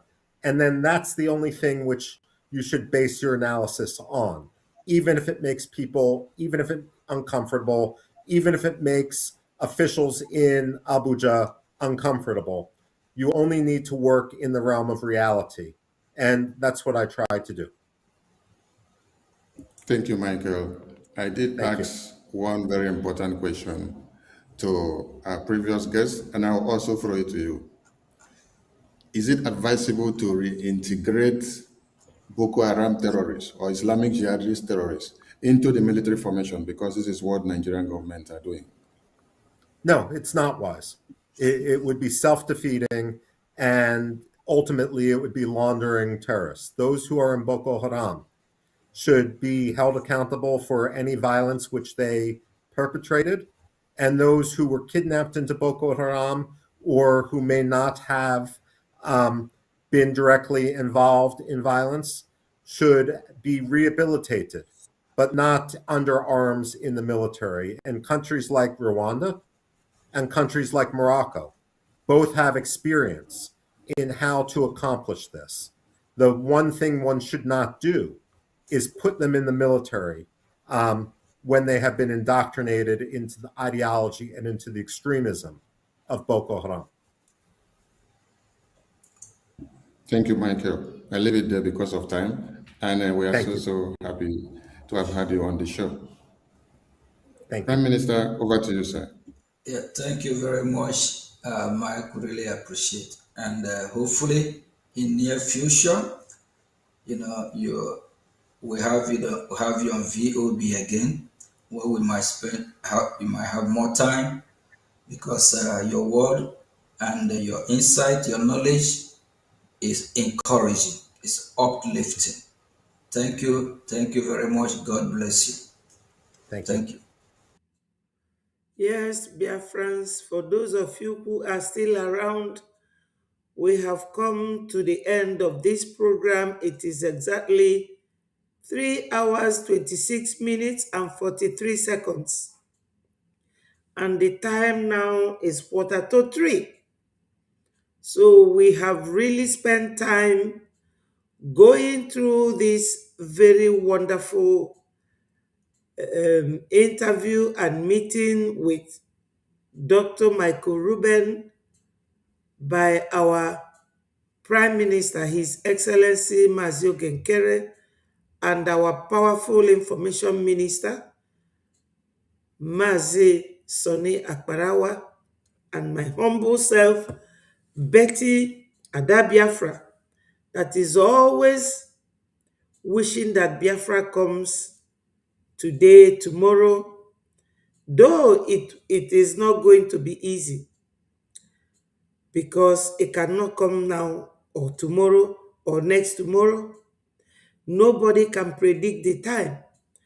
But my people, my plea to each and every one of us, those who will come across this video now, and those, yeah, I didn't see her.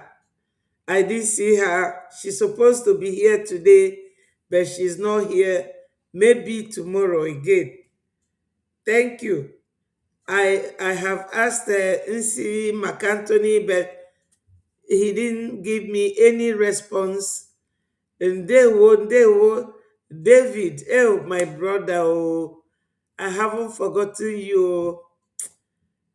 Kekime, don't worry, we will talk. I hope you are doing good. GC Noike, my brother. I was on your program the other day. I wrote a few things, but you did not see it. I stayed listening and I left. GCK. During the war, it was only Okoko and them, but I thank God for all of us now. David Nana TV, God bless you. And Nelly's TV. You know, when you write Nelly's, sometimes you write Nelly. The other day I was searching for her. I wrote Nellly. I couldn't get it. So I went back and checked, and I saw it was NILZZ. Okay, where is the emergency meeting? Is it now?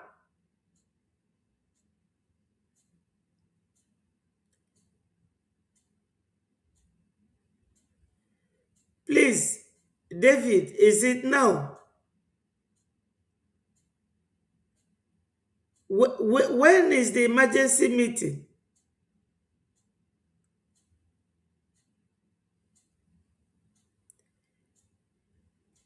Please, let me know. Is it now, and am I involved? Am I included? So, Biafrans, we have come to an end of this program. And I thank all of you that have been here watching and listening patiently to Dr. Michael Ruben and His Excellency Mazio Genkere and our... Okay, all right. Which platform?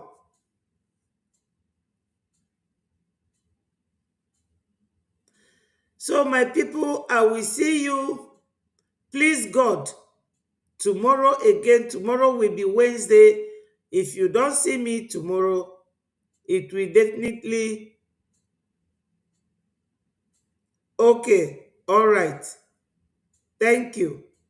So I will see you either tomorrow or next.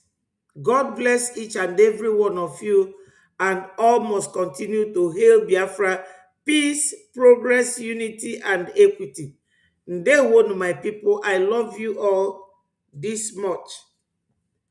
Thank you, my people.